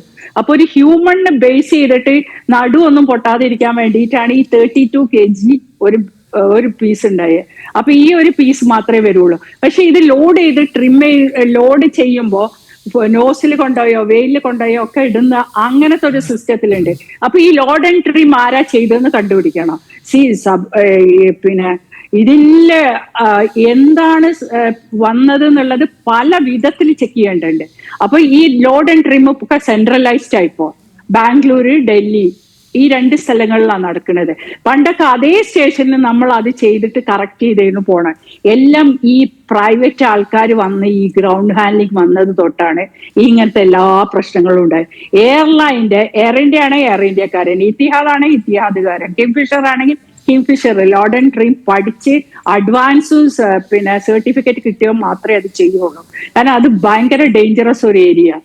അപ്പൊ ഇതില് ആര് ചെയ്തു? ഈ സെൻട്രലൈസ്ഡ് എന്ന് വന്ന ഈ സാധനം ചെക്ക് ചെയ്യാതെ പൈലറ്റിന് കൊടുത്തോ? കാരണം ഇത്രയും ഫ്യൂവലുള്ള ടാക്സി കഴിഞ്ഞ പാട് തന്നെ ഇത് പൊങ്ങുന്നത് വായിട്ട് നമുക്ക് ഫീൽ ചെയ്യണ്ടേ, പക്ഷെ അത് പൊങ്ങിയിട്ടില്ല എന്നുള്ള സത്യം. മെഡിക്കൽ കോളേജ് ഈ പ്രത്യേകിച്ച് ഡ്രീം ലൈനർ ഒക്കെ പറത്തുന്ന പൈലറ്റുമാർ വെൽ എക്സ്പീരിയൻസ് ആയിരിക്കില്ലേ അല്ലേ? Very experience. ഒരിക്കലും ഇന്ത്യൻ പൈലറ്റ്സിന് വെല്ലാനുള്ള പൈലറ്റുമാരൊന്നും ലോകത്തെവിടെയില്ല. അത് നമ്മൾ സല്യൂട്ട് ചെയ്യണം. എയർ ഇന്ത്യ, ഇന്ത്യൻ എയർലൈൻസ് അവരൊക്കെ മിലിറ്ററി ട്രെയിനിങ് കൂടി എടുത്തവരാ. അവർക്ക് ഒരു പൈലറ്റ് ട്രെയിനിങ് എന്ന് പറയുന്ന അതൊക്കെ ഉണ്ട്. അപ്പൊ ഇവർക്ക് മിസ്റ്റേക്കുകൾ വരൂല. അവർക്ക് ടേക്ക് ഓഫ് ടാക്സിന്ന് തന്നെ തിരിച്ചു വരുന്ന എത്ര എയർക്രാഫ്റ്റ് ഉണ്ട്. ഫ്യൂവൽ അധികമായി പോയാൽ ആ ഫ്യൂവൽ അധികമാകുമ്പോ ടാക്സിയിൽ അവർക്ക് മനസ്സിലാവും. ഇപ്പൊ ഈ ഒരു ഫ്ലൈറ്റ് 9.5 മണിക്കൂറാണ് നമ്മൾ അഹമ്മദാബാദ് ടു ലണ്ടൻ കണക്കൂട്ടുന്നത്. 9.5 എന്നുള്ള 10 മണിക്കൂർ കൂട്ടിക്കോളൂ. 10 മണിക്കൂർ പറയുമ്പോൾ ഒരു മണിക്കൂറിന് 7.5 കിലോഗ്രാം പിന്നെ ഇത് വേണം, ഫ്യൂവൽ വേണം. അപ്പൊ ഇത് 10 മണിക്കൂറിന് എത്ര എടുക്കും? അതിൽ കുറച്ചധികം നമ്മളിപ്പോ എവിടെയെങ്കിലും ഇതാക്കിയാൽ എപ്പോഴും അഡീഷണൽ എടുക്കും. അപ്പൊ ഇത് ഫുൾ ഫ്യൂവലുള്ള ഒരു ഫ്ലൈറ്റാ. ഇവർക്ക് ടേക്ക് ഓഫ് വന്ന് ആ ഒരു സ്ഥലത്ത് എത്തിയപ്പോഴാണ് ഇതിന്റെ പ്രശ്നം വന്നത്. അപ്പൊ ടെക്നിക്കലി ഈ എഞ്ചിനീയറിംഗ് സെറ്റ് ചെയ്ത് ഫ്യൂവൽ ചെയ്ത് കൊടുത്ത് പിന്നെ അതിനകത്ത് എല്ലാ സെക്ഷനുകളും ഇവർ ചെക്ക് ചെയ്യണം. പിന്നെ ഈ പാസഞ്ചേഴ്സ് ലാസ്റ്റ് മൂമെന്റ് ഏതെങ്കിലും പാസഞ്ചേഴ്സ് ഇതിന്ന് ചെക്ക് ഔട്ട് പിന്നെ നോ ഷോ കാണിച്ചിട്ടുണ്ടോ, അല്ലെങ്കിൽ ചെക്ക് ഇൻ ചെയ്തിട്ട് അവർ പോയിട്ടുണ്ടോ, തിരിച്ചു പോയിട്ടുണ്ടോ? നമ്മൾ കഴിഞ്ഞ ഒരു ഫ്ലാറ്റിൽ ഏതെങ്കിലും ചെക്ക് ഇൻ ചെയ്ത് ബാഗേജ് ഉള്ളിലായാൽ നമ്മൾ പാസഞ്ചറെ വിടൂല. അപ്പൊ നിങ്ങൾ ചെക്ക് ഇൻ ചെയ്ത് കഴിഞ്ഞാൽ ബാഗേജ് ഉണ്ടെങ്കിൽ ആ ബാഗേജ് ഫുൾ ഇറക്കി എത്ര ഉള്ളിലാണെങ്കിൽ നിങ്ങളെ ബാഗേജ് പുറത്ത് വിട്ടിട്ടേ ഉള്ളൂ നിങ്ങൾ ആ സ്ഥലത്തുനിന്ന് മാറ്റുള്ളൂ. അപ്പൊ പക്ഷെ കാഠ്മണ്ഡു ഫ്ലൈറ്റിൽ അങ്ങനെ ഒരു സംഭവം ഉണ്ടായാണ് കാഠ്മണ്ഡു ഹൈജാക്ക് അങ്ങനെ ഒരു സംഭവം ഉണ്ടായി. അപ്പോൾ ഇതേപോലെ എന്തും അട്ടിമറി സാധ്യതകൾ വളരെയധികം നമ്മളെ എയർപോർട്ടുകളിൽ വരുന്നുണ്ട്. ഈ അടുത്ത കാലത്താണ് ഇത്രയും പ്രശ്നങ്ങൾ. അപ്പൊ ഈ ചെക്കിംഗ് സ്റ്റാഫിന് ഇപ്പൊ ഈ പറഞ്ഞ പോലെ സെലബി പോലത്തെ എല്ലാവരെയും ചെക്ക് ചെയ്യേണ്ട സമയം അതിക്രമിച്ചു. ഇനി നമുക്കൊന്നും ഇന്ത്യക്ക് ഇനി ഒന്നും വില കൊടുക്കാനില്ല. 26 സിന്ദൂരം വായിച്ചത് അതേപോലെ അതിനേക്കാളും ഭീകരത ഉള്ള ഒരു സംഭവമാണ്. എത്ര കുടുംബങ്ങൾ കോടികൾ നമ്മൾക്ക് കൊടുക്കാതിരിക്കും. പക്ഷെ ഏവിയേഷൻ ഇൻഡസ്ട്രിയിൽ നോ മിസ്റ്റേക്സ് എന്നാ. അവിടെ ഒരു മിസ്റ്റേക്കും സംഭവിക്കില്ല. പൊന്തിയ ഫ്ലൈറ്റിന് ക്യാപ്റ്റൻ അറിയാം അത് എങ്ങനെയാണ് വീഴാനുള്ള സാധ്യത എന്ന് പോലും വളരെ. എയർ ട്രാഫിക് ആണ് ഏറ്റവും safest journey in the world. എപ്പോഴും മാൻമെയ്ഡ് എറേഴ്സ് ആണ് ഈ ഉണ്ടാവുന്ന പല സംഗതികൾക്കും. മലേഷ്യൻ എയർലൈൻസ് ആകാശത്ത് വെച്ച് കാണാണ്ടായപ്പോ ലാസ്റ്റ് എന്താ ഉണ്ടായേ? What was behind the story? ടെററിസത്തിന്റെ റൂട്ട് അവിടെ വന്നില്ലേ? ഹൂ വാസ് ഇൻസൈഡ് ദാറ്റ് ഇതില്? ഇപ്പൊ ഈ 53 ആൾക്കാർ ആരാണ് പോലും നമ്മൾ ചെക്ക് ചെയ്യണം. അന്ന് അതിലൊരു വലിയ സയന്റിസ്റ്റിന്റെ ഒരു ടീമായിരുന്നു ആ മലേഷ്യൻ എയർലൈൻസിന്. ആ പൈലറ്റ് എത്രയോ കാലങ്ങളായിട്ട് ഇതുപോലെയുള്ള ഹൈജാക്കിങ്ങും ബ്ലാക്ക് ഹോളിൽ പോണൊക്കെ പഠിച്ചുകൊണ്ടിരിക്കുന്നത് നമ്മൾ കണ്ടുപിടിച്ചു. അപ്പൊ ഇതുപോലുള്ള ഇവരൊക്കെ ബുദ്ധി, മനുഷ്യന്റെ ബുദ്ധിയല്ലേ നമുക്ക് പറയാൻ പറ്റില്ല ആരെ കൂടെ എങ്ങനെ നിൽക്കുന്നു. പിന്നെ ഏറ്റവും ബോർഡർ, പാകിസ്ഥാന്റെ ബോർഡറിൽ കിടക്കുന്ന ഒരു സാധനം അടുത്തത്. നമ്മൾ ലാസ്റ്റ് ഇവിടെ ഇന്ത്യ വെടിനിർത്തൽ നമ്മൾ പ്രഖ്യാപിച്ച് കഴിഞ്ഞപ്പോ അവിടെ പൊട്ടിച്ചില്ലേ ഇവന്മാര്. ആ രാത്രി പോലും അവർ പൊട്ടിച്ച ഈ പഞ്ചാബിന്റെ ബോർഡറിലായിരുന്നു, അല്ല ഗുജറാത്തിന്റെ ബോർഡറിലായിരുന്നു നമുക്ക് ഉണ്ടായത്. അപ്പൊ ഇതൊന്നും തള്ളിക്കളയാൻ പറ്റില്ല. ഇത് രാഷ്ട്രം ഏറ്റവും ഇതാക്കിയിട്ട് എടുക്കണം. കാരണം ഇന്ന് രാഷ്ട്രത്തിന് ഏറ്റവും മോശപ്പെട്ട ഒരു ദിവസമായിട്ട് തന്നെ കാണണം. നമ്മൾക്കാർക്കും ഇത് സഹിക്കാൻ പറ്റുന്നില്ല. അപ്പൊ ആ കുടുംബാംഗങ്ങളിൽ ആ നാട്ടിൽ കണ്ടവരെയും അവസ്ഥ എന്താണ്? ഒരുപാട് കാര്യങ്ങളുണ്ട് അനിൽജി. ഇതിനെപ്പറ്റി പറയുകയാണെങ്കിൽ നമ്മൾ ഇതിന് വളരെ ഈസിയോടെ കാണൂ. യാത്ര ചെയ്യുക വിമാനം എന്നൊക്കെ പറഞ്ഞാൽ ഇതിന്റെ അത്ര സേഫ് ആയിട്ട് പോകേണ്ടിയും ഇതുപോലെ ഫ്യൂവലിംഗ് തൊട്ടിട്ട് ഒരു പാസഞ്ചർ കയറുന്നത് തൊട്ട് എല്ലാം ഏത് സാധനം. ഇപ്പൊ പണ്ട് തേങ്ങ കയ്യിൽ കൊണ്ടുവരുന്നുണ്ടായിരുന്നു ബാഗേജിൽ തേങ്ങ സമ്മതിച്ചില്ല, സെക്യൂരിറ്റിയിൽ എടുക്കും. ഇപ്പൊ ലഗേജിലും തേങ്ങ ഇടാൻ സമ്മതിക്കൂല, ആ റൗണ്ട് തേങ്ങ. അപ്പൊ ഇതുപോലുള്ള കുറെ സാധനങ്ങൾ മെഷേഴ്സ് ഉണ്ട്.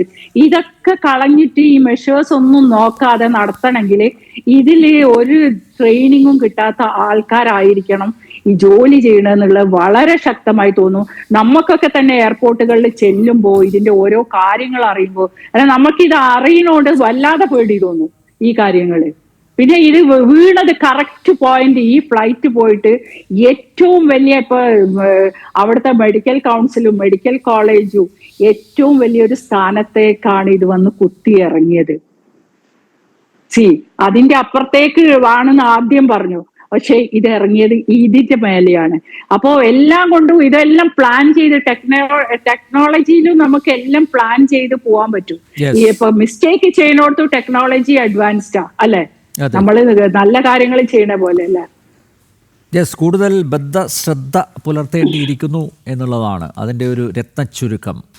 ഈസ്റ്റ് വെസ്റ്റ് എയർലൈൻസ് എക്സിക്യൂട്ടീവ് ഡയറക്ടറും ഏവിയേഷൻ എക്സ്പേർട്ടുമായ ഫൈസൽ അബ്ദുൾ വാഹിദ് ടെലിഫോൺ ലൈനിൽ ചേരുന്നു. ശ്രീ ഫൈസൽ, അപകടത്തിലേക്ക് നയിച്ച കാരണങ്ങൾ പലതാണ് എന്ന അഭിപ്രായമുണ്ട്. എൻജിൻ ഫെയിലർ തൊട്ടിങ്ങോട്ട് പല കാര്യങ്ങളെക്കുറിച്ചും സംസാരം നടക്കുന്നുണ്ട്. എന്താണ് താങ്കളുടെ നിഗമനം? ഇത് വളരെ ഏർലിയാണ് ഒരു സ്പെക്കുലേറ്റീവ് ആയിട്ടുള്ള കാരണങ്ങൾ പറയാൻ. There can be various reasons, including possibility of ഈ ബേർഡ് ഹിറ്റ് വരാൻ സാധ്യതയുണ്ട്. പിന്നെ ടേക്ക് ഓഫ് കോൺഫിഗറേഷൻ റൈറ്റ് ആയിരുന്നു എന്നുള്ള അതിന്റെ ഒരു ക്വസ്റ്റ്യൻ ഉണ്ട്. പിന്നെ ഒരു ക്രിട്ടിക്കൽ ടൈം ഓഫ് ഫ്ലൈയിങ് എന്ന് പറയുന്നത് any time it is landing and take off time.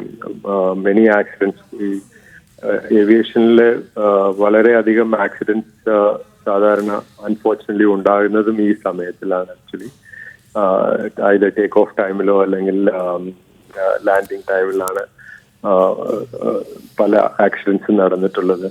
അപ്പോ ഒരു ഇതിന്റെ ഒരു ആക്ച്വൽ റീസൺസ് വൺസ് DFDRും ബ്ലാക്ക് ബോക്സും റിട്രീവ് ചെയ്ത് കഴിഞ്ഞാൽ അതിനകത്ത് വളരെ ക്ലിയർ ആയിട്ട് റീസൺസ് മനസ്സിലാവും. If it was mechanical failure ആയിരുന്നു, അതല്ല പൈലറ്റ് എറർ ആണോ. നോർമലി മാനുഫാക്ചറേഴ്സിന്റെ ഒരു വേൾഡ് വൈഡ് അവരുടെ ഒരു ട്രെൻഡ് എന്ന് പറയുന്നത് ഇങ്ങനെ ഒരു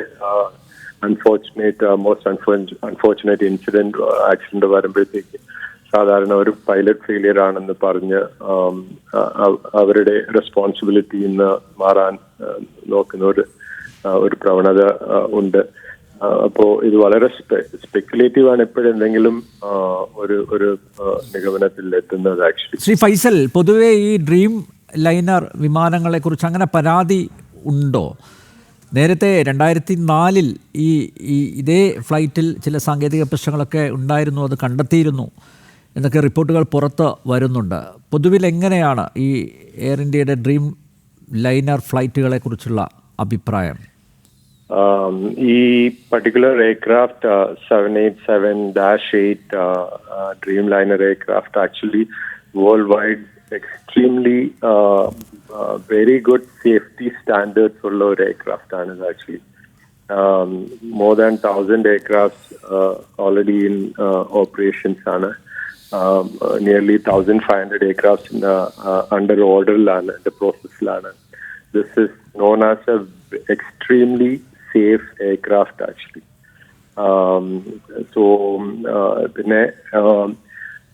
In terms of regular maintenance and based on എന്തെങ്കിലും ഒരു ഇൻസിഡന്റോ സേഫ്റ്റി ആംഗിൾ വരുമ്പോഴത്തേക്ക് അതിനെ കറക്റ്റ് ചെയ്ത് ഓൾവേസ് അവരുടെ ഒരു പ്രൈമറി റെസ്പോൺസിബിലിറ്റിയും they take it very seriously. അതായത് manufacturers, Boeing company in this case. അപ്പോ ഈ എയർക്രാഫ്റ്റിന്റെ പൊതുവെ വളരെ സേഫ്റ്റി സ്റ്റാൻഡേർഡ്സ് ഉള്ള എയർക്രാഫ്റ്റ് തന്നെയാണ്. ആക്ച്വലി വളരെ റിലയബിൾ എയർക്രാഫ്റ്റ് ആണ് സോഫാർ ഇതിന്റെ റെക്കോർഡ് ആക്ച്വലി. അല്ല, എന്തെങ്കിലും എറർ ഉണ്ടെങ്കിൽ അത് ഇപ്പോൾ സോഫ്റ്റ്വെയർ എറർ ഉണ്ടെങ്കിൽ അത് കണ്ടെത്താൻ എളുപ്പമല്ലേ ഈ പുതിയ കാലത്ത്? അപ്പോൾ കണ്ടെത്തിയാൽ അത് റെക്ടിഫൈ ചെയ്യാനും പറ്റില്ലേ? നോക്കൂ, ഈ എൻജിൻ ഫെയിലിയർ എന്ന് പറയുന്നുണ്ട്. ആ എൻജിൻ ഫെയിലിയർ ഇത് ലാൻഡ് ചെയ്ത സമയത്ത് ഡൽഹിയിൽ നിന്നും ഇത് അഹമ്മദാബാദിൽ ലാൻഡ് ചെയ്ത സമയത്ത് സ്വാഭാവികമായും ഈ എൻജിനീയറിംഗ് വിഭാഗം ഇതെല്ലാം ഒന്ന് പരിശോധനയ്ക്ക് വിധേയമാക്കുകയല്ലോ. അപ്പോൾ ആ സമയത്ത് കണ്ടെത്താൻ സാധിക്കാതെ വന്നതാണോ? ആ സമയത്ത് സോഫ്റ്റ്വെയറിൽ ഈ എററൊന്നും കാണാൻ പറ്റാത്തതാണോ? എന്തായിരിക്കാം കാരണം? After every landing and after every landing, ഒരു complete check is carried out by AME, aircraft engineer, not only the aircraft engineer, then again double checked by the crew actually. Captain go around the aircraft in the complete this thing, and then software malfunction എന്തെങ്കിലും error ഉണ്ടായിരുന്നു എന്നുണ്ടെങ്കിൽ അത് തീർച്ചയായിട്ടും noticeable ആണ്. അത് notice crew ചെയ്യാതിരിക്കാൻ ഒരു സാധ്യതയുമില്ല actually. This is a case of most likely it is again speculative ആണ് ഇത്.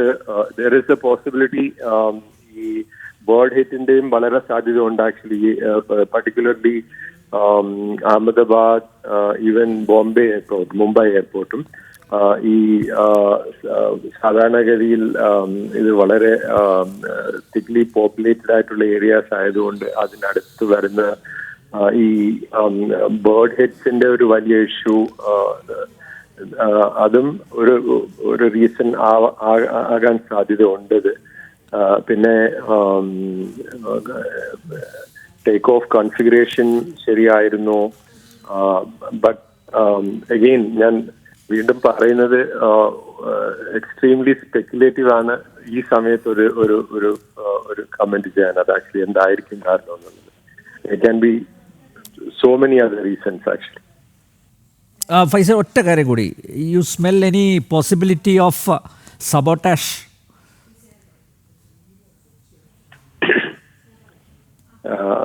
അങ്ങനെ video evidence and all very clear, no? I mean, the aircraft take-off position-ലായിരുന്നു, north-up position, lift കിട്ടാത്തത് കൊണ്ട് it went down. There is no possibility of any sabotage and all that. That was extremely unlikely, at least in the അഭിപ്രായത്തിൽ. അല്ല, ഒരു കാര്യം കൂടി ഞാൻ ചോദിക്കട്ടെ, താങ്കൾ തിരക്കിലാണെന്നറിയാം. ഒറ്റ കാര്യം കൂടി, എന്തായാലും വെൽ എക്സ്പീരിയൻസ് ആയിട്ടുള്ള പൈലറ്റ്സ് ആണ്, അവർക്ക് കയ്യബദ്ധം സംഭവിക്കില്ല എന്ന് നമുക്ക് പൂർണ്ണമായും വിശ്വസിക്കാമല്ലോ? ഓഫ് കോഴ്സ്, വളരെ എക്സ്പീരിയൻസ് പൈലറ്റ്സ് ആണ്. ഇങ്ങനെ ഉണ്ടാകാൻ സാധ്യത ഉള്ള മെക്കാനിക്കൽ എറേഴ്സോ ഫെയിലിയേഴ്സോ മൾട്ടിപ്പിൾ ഫെയിലിയേഴ്സ് ഒക്കെ തരണം ചെയ്യാൻ വേണ്ടിയാണ് ഈ സിമുലേറ്ററിൽ ഇവരെ ട്രെയിൻ ചെയ്യുന്നത്. ആക്ച്വലി ഒരു സിമുലേറ്റർ എന്ന് പറയുമ്പോഴത്തേക്ക് സെയിം, നിങ്ങൾക്കറിയാം, അത് എയർക്രാഫ്റ്റിന്റെ കോക്പിറ്റ് തന്നെയാണ് exactly as it is reproduce ചെയ്തിട്ട് അതിനകത്ത് ഇവർ ട്രെയിൻ ചെയ്യുന്നത് ആക്ച്വലി. അപ്പോ എന്തൊക്കെ മൾട്ടിപ്പിൾ ഫെയിലിയേഴ്സ്, ഈവൻ ഇത് അപ് ടു 700 ഫീറ്റിൽ വരാവുന്ന കാര്യങ്ങൾ, engine failure, both engine failure ആണോ സിംഗിൾ എൻജിൻ ഫെയിലിയർ ആണോ, എല്ലാം സിമുലേറ്റ് ചെയ്ത് അതിൽ complete training, hours and hours, many hours ഇവർ ട്രെയിൻ ചെയ്തിട്ടാണ് പൈലറ്റ് ആയിട്ട് സർട്ടിഫൈ ചെയ്ത് വരുന്നത് ആക്ച്വലി. പിന്നെ ഓൺ ടൈപ്പ് ഇദ്ദേഹത്തിന് ഓൾമോസ്റ്റ്, അതായത് 787 തന്നെ information available, initial information as per the availability of the initial information, അദ്ദേഹത്തിന് more than 5,000-6,000 hours on type aircraft, അതായത് 787 ഡ്രീം ലൈനറിന് അദ്ദേഹത്തിന് എക്സ്പീരിയൻസ് ഉണ്ടായിരുന്നു കമാൻഡറിന്. So they are well qualified. This is extremely unfortunate, വളരെ ഒരു അൺഫോർച്ചുനേറ്റ് സിറ്റുവേഷൻ ആണ്. അവരുടെ എക്സ്പീരിയൻസിന് ട്രെയിനിങ്ങിനോ യാതൊരു കുറവും ഇല്ല എന്നാണ് എൻ്റെ വിശ്വാസം ഇതിനകത്ത്. യെസ്, ഞാനൊന്ന് ഡോക്ടർ ജയചന്ദ്രനിലേക്ക് പോവുകയാണ്. ഡോക്ടർ ജയചന്ദ്രൻ, 241 പേരുടെ മൃതദേഹങ്ങൾ അവിടെ അങ്ങിങ്ങായി ചിതറിക്കിടപ്പുണ്ട്. ഇനി ഒരു ഭഗീരഥ പ്രയത്നം തന്നെയല്ലേ ഇത് തിരിച്ചറിയുക? DNA പരിശോധന ഉൾപ്പെടെ നടത്തേണ്ടി വരില്ലേ? അതിൻ്റെ നടപടിക്രമങ്ങളൊക്കെ ആരംഭിച്ചു കാണും എന്ന് തന്നെയാണ് മനസ്സിലാക്കുന്നത്. ഡോക്ടർ ജയചന്ദ്രൻ, നമ്മള്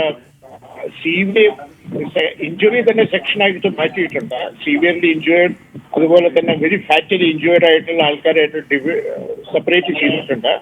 അതിൽ എനിക്ക് ഇൻഫർമേഷൻ കിട്ടിയതനുസരിച്ച് ചില ബോഡികളൊക്കെ കംപ്ലീറ്റ്ലി ചാർഡ് ആയിട്ടുണ്ട്, വളരെ കത്തിക്കരിഞ്ഞ് പോയിട്ടുണ്ട്. അപ്പോൾ ഗവൺമെന്റ് തന്നെ അതിന്റെ DNA പരിശോധനകൾക്ക് വേണ്ടിയിട്ട് എല്ലാ സംവിധാനങ്ങളും ചെയ്തിട്ടുണ്ട്. ഗവൺമെന്റ് വളരെ ആക്റ്റീവായിട്ടാണ് നിൽക്കുന്നത്. മൃതദേഹങ്ങൾ വേണ്ടപ്പെട്ടവർക്ക് വേണ്ട രീതിയിലുള്ള ശാസ്ത്രീയ നിരീക്ഷണ പരീക്ഷണങ്ങൾ ചെയ്ത് വിട്ടുകൊടുക്കാനുള്ള വളരെ അടിയന്തരമായിട്ടുള്ള സംവിധാനങ്ങളൊക്കെ ഒരുക്കിയിട്ടുണ്ട്. മാത്രമല്ല അതിൽ ഈ പരിസരത്ത് ചെറിയ തോതിൽ പോലും ഇഞ്ചുറി പറ്റിയ ആൾക്കാരുണ്ട്. അപ്പോൾ ഫാറ്റലി ഇഞ്ചുവേർഡ് ആയിട്ടുള്ള ആൾക്കാരെ സിവിൽ ഹോസ്പിറ്റലിലേക്കും ചെറിയ തോതിലൊക്കെ പരിക്ക് പറ്റിയവരൊക്കെ തൊട്ടടുത്തിട്ടുള്ള പ്രൈവറ്റ് ഹോസ്പിറ്റലിലേക്കൊക്കെയാണ് മാറ്റിയിരിക്കുന്നത്. നമുക്ക് നാളെ രാവിലെയോട് കൂടിയാണ് ഒരു വ്യക്തമായിട്ടുള്ള പിക്ചർ നമുക്ക് കൂടുതൽ കിട്ടാൻ സാധ്യത. കാരണം ഇപ്പൊ ഈ ആക്സിഡന്റ് ഉണ്ടായതിനു ശേഷം, ഈ അപകടം ഉണ്ടായതിനു ശേഷം ആ ഏരിയ മുഴുവൻ കോർഡന്റ് ആണ്. പിന്നെ അത് കൂടാതെ തന്നെ ഈ ഹോസ്റ്റലിൽ നിന്ന് ഇപ്പൊ എത്രത്തോളം മെഡിക്കൽ ഫാക്കൽറ്റീസിന്റെ ഇഞ്ചുറി ഉണ്ടായിട്ടുണ്ട്, അപകടം ഉണ്ടായിട്ടുണ്ട് എന്ന് തിരിച്ചറിയണമെങ്കിൽ അത് കുറച്ചും കൂടി സമയം മുന്നോട്ട് പോകും. കാരണം പല വിദ്യാർത്ഥികളും ഈ ഭക്ഷണം കഴിക്കുന്ന സമയത്തും അതുപോലെ ഉച്ചയ്ക്ക് വിശ്രമിക്കുന്ന സമയത്തും ഇത് പെട്ടെന്ന് വന്ന് ഒരു തീഗോളം പോലെ പടർന്ന ആ കോമ്പൗണ്ട് മുഴുവനും കത്തി ഒരു ഭയാനകമായിട്ടുള്ള ഒരു അഗ്നി സ്ഫുലിംഗമായി മാറിയപ്പോ മുകളിൽ നിന്നൊക്കെ എടുത്തു ചാടി അതിന്റെ പേരിൽ അപകടം പറ്റുകയും മരണപ്പെട്ടതായിട്ടുള്ള ആൾക്കാരുണ്ട്. ഇവരൊക്കെ തിരിച്ചറിയേണ്ടതായിട്ടുള്ള ഒരു ആവശ്യമുണ്ട്. പക്ഷേ ഗവൺമെന്റ് ഒരു കാര്യം ഉറപ്പിച്ചിട്ടുണ്ട്, ഇവരെയൊക്കെ വളരെ വാർഡ് സ്കെയിലിൽ എത്രയും പെട്ടെന്ന് ഇതിനു വേണ്ടിയിട്ടുള്ള നടപടികൾ സ്വീകരിക്കാൻ ഓൾറെഡി അതിന്റെ പ്രവർത്തനം തുടങ്ങിക്കഴിഞ്ഞിരിക്കുകയാണ്. ഗുജറാത്ത് മുൻ മുഖ്യമന്ത്രി വിജയ് രൂപാണിയും ഈ അപകടത്തിൽ പെട്ടു എന്നുള്ളതും അല്ലേ നടുക്കുന്ന ഒരു വാർത്ത തന്നെയാണ്. ഞാൻ മനസ്സിലാക്കുന്നത് താങ്കൾ അദ്ദേഹവുമായിട്ട് നല്ല അടുപ്പം പുലർത്തിയിരുന്ന ഒരു വ്യക്തിയായിരുന്നു എന്നാണ്. എനിക്ക് എന്റെ ഈ ദിവസത്തിലെ ഏറ്റവും വലിയ ദുഃഖം അതാണ്, ഏറ്റവും വലിയ ദുഃഖം. കാരണം അദ്ദേഹം മുഖ്യമന്ത്രി ആയിരിക്കുന്ന സമയം തൊട്ട് അദ്ദേഹം പാർട്ടി പ്രസിഡന്റ് ആയിരിക്കുന്ന സമയം തൊട്ടുള്ള എന്റെ അടുപ്പമാണ്. ആ കുടുംബമായിട്ട് എനിക്ക് നല്ല അടുപ്പമാണ്. പലപ്പോഴും ഏറ്റവും വലിയ പ്രത്യേകത എന്താണെന്ന് വെച്ച് കഴിഞ്ഞാൽ എല്ലാ മലയാള ആഘോഷ സമയത്തും, പ്രത്യേകിച്ച് ഓണം, വിഷു ഇതൊക്കെ വരുന്ന സമയത്ത് ഞാൻ അദ്ദേഹത്തിന് മലയാളികളുടെ ഒരു സ്നേഹം അറിയിക്കാൻ വേണ്ടി, അല്ലെങ്കിൽ എൻ്റെ ഒരു മലയാള സ്നേഹം അറിയിക്കാൻ വേണ്ടി ഞാൻ അദ്ദേഹത്തിന് പോയി കാണുകയും പൊന്നാട് ചാർത്തുകയും ചെയ്ത് സംസാരിച്ച് പുറത്തു വരികയൊക്കെ ചെയ്യാറുണ്ട്. അവിടെ ചെല്ലുമ്പോഴൊക്കെ മലയാളികളെ കുറിച്ചിട്ട് വളരെ വളരെ ഇഷ്ടത്തോടു കൂടിയാണ് അദ്ദേഹം ചോദിക്കുക. പലപ്പോഴും എന്നോട് പറഞ്ഞിട്ടുണ്ട് ചില പരിപാടികൾക്ക് വേണ്ടിയിട്ട് കേരളത്തിലേക്ക് എത്തണമെന്ന് ആഗ്രഹിച്ചു കൊണ്ടിരുന്ന ഒരാളാണ്. എനിക്ക് വർഷങ്ങളായിട്ടുള്ള അടുപ്പമുള്ള ഒരാളാണ്. അദ്ദേഹത്തിന്റെ മകളെ സന്ദർശിക്കാൻ വേണ്ടിയുള്ള യാത്രയായിരുന്നു. അദ്ദേഹത്തിന് ഇവിടെ പൊളിറ്റിക്കലി ആയിട്ട് ഒരുപാട് ഉത്തരവാദിത്തങ്ങളുണ്ട്. ഗുജറാത്തിലും അതുപോലെ തന്നെ മഹാരാഷ്ട്രയിലൊക്കെ ഒരുപാട് ഉത്തരവാദിത്തങ്ങളുണ്ട്. വളരെ കാര്യക്ഷമമായിട്ട് ഏകോപിപ്പിച്ചുകൊണ്ട് ഒരുപാട് വർക്കുകൾ ചെയ്തുകൊണ്ടിരിക്കുന്ന സമയത്താണ് അദ്ദേഹത്തിന്റെ നഷ്ടം. അപ്പൊ എനിക്ക് പേഴ്സണലായിട്ട് എന്റെ വ്യക്തിപരമായിട്ടുള്ളൊരു നഷ്ടമാണ്. അതുപോലെ തന്നെ രാജ്യത്തിന് ഒരുപാട് കാര്യങ്ങൾ ഇനിയും കോൺട്രിബ്യൂട്ട് ചെയ്യാൻ പറ്റുന്ന ഒരു ഭരണ നയതന്ത്രജ്ഞനെ ആണ് നമുക്ക് നഷ്ടപ്പെട്ടിരിക്കുന്നത്.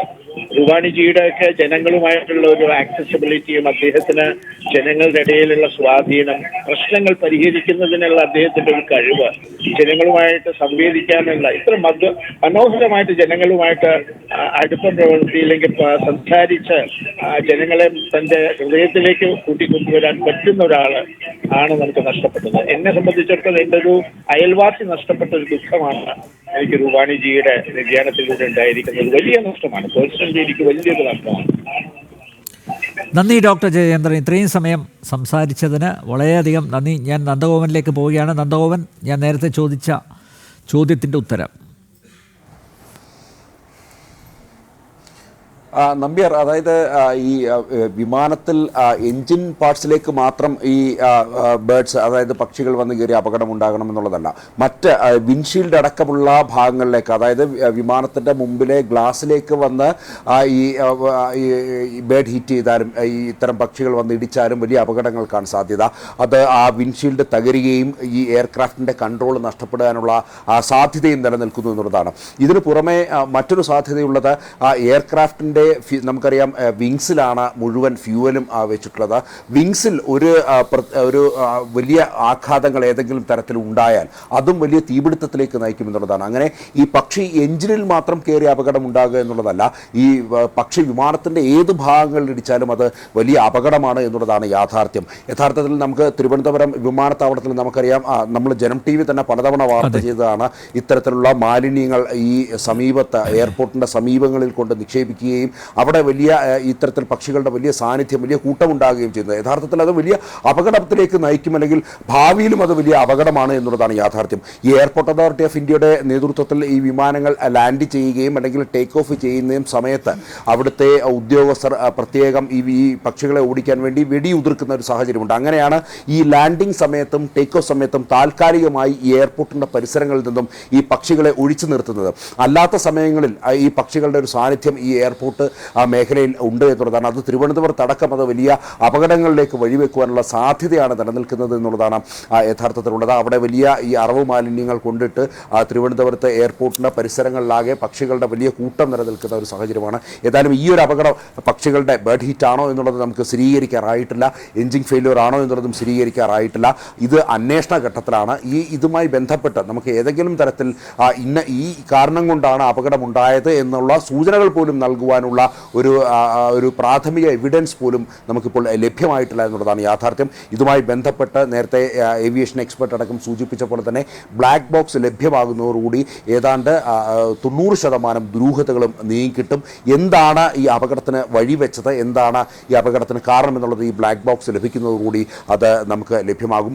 ഈ വിമാനം പൂർണ്ണമായും പൊട്ടിത്തെറിച്ചാലും ഈ ബ്ലാക്ക് ബോക്സ് ഒരു കാരണവശാലും നഷ്ടപ്പെട്ടില്ല. അത് സുരക്ഷിതമായി തന്നെ ഈ വിമാന ആക്സിഡൻറ്റ് നടന്ന പരിസര മേഖലകളിൽ ഉണ്ടാകും. അത് കണ്ടെത്തിയാൽ അത് ശാസ്ത്രീയ പരിശോധനയ്ക്ക് വിധേയമാക്കുകയാണ് ആദ്യ പ്രൊസീജിയർ. അതിനകത്തുള്ള ടേപ്പിംഗ് അതിൻ്റെ റെക്കോർഡിംഗ് മുഴുവൻ നമുക്ക് അത് കണ്ടെത്തേണ്ടിയിരിക്കുന്നു. എന്താണ് കോക്പിറ്റിൽ ഈ പൈലറ്റുമാർ തമ്മിൽ നടത്തിയ സംഭാഷണം എന്നുള്ളത്. അതിലൂടെ ഈ നേരത്തെ സൂചിപ്പിച്ച പോലെ തന്നെ ഈ 90% ദുരൂഹതകളും ഒഴിഞ്ഞു കിട്ടുകയും എന്താണ് അപകടത്തിലേക്ക് വഴിവെച്ചത്, എഞ്ചിൻ ഫെയിലിയർ ആണോ അല്ലെങ്കിൽ മറ്റേതെങ്കിലും സംഭവങ്ങളാണോ എന്നതടക്കം നമുക്ക് കണ്ടെത്താൻ കഴിയുമെന്നുള്ളതാണ്. നമ്പ്യാർ. ഓക്കെ ഡോക്ടർ നുസ്രത്ത്, ചർച്ച അവസാനിപ്പിക്കാൻ സമയമായ ഒരു കാര്യം കൂടി. ആരാണ് മെയിൻ കൾപ്രിറ്റ്? ഈ ദുരന്തത്തിൽ മുഖ്യ കുറ്റവാളി ആരാണ്?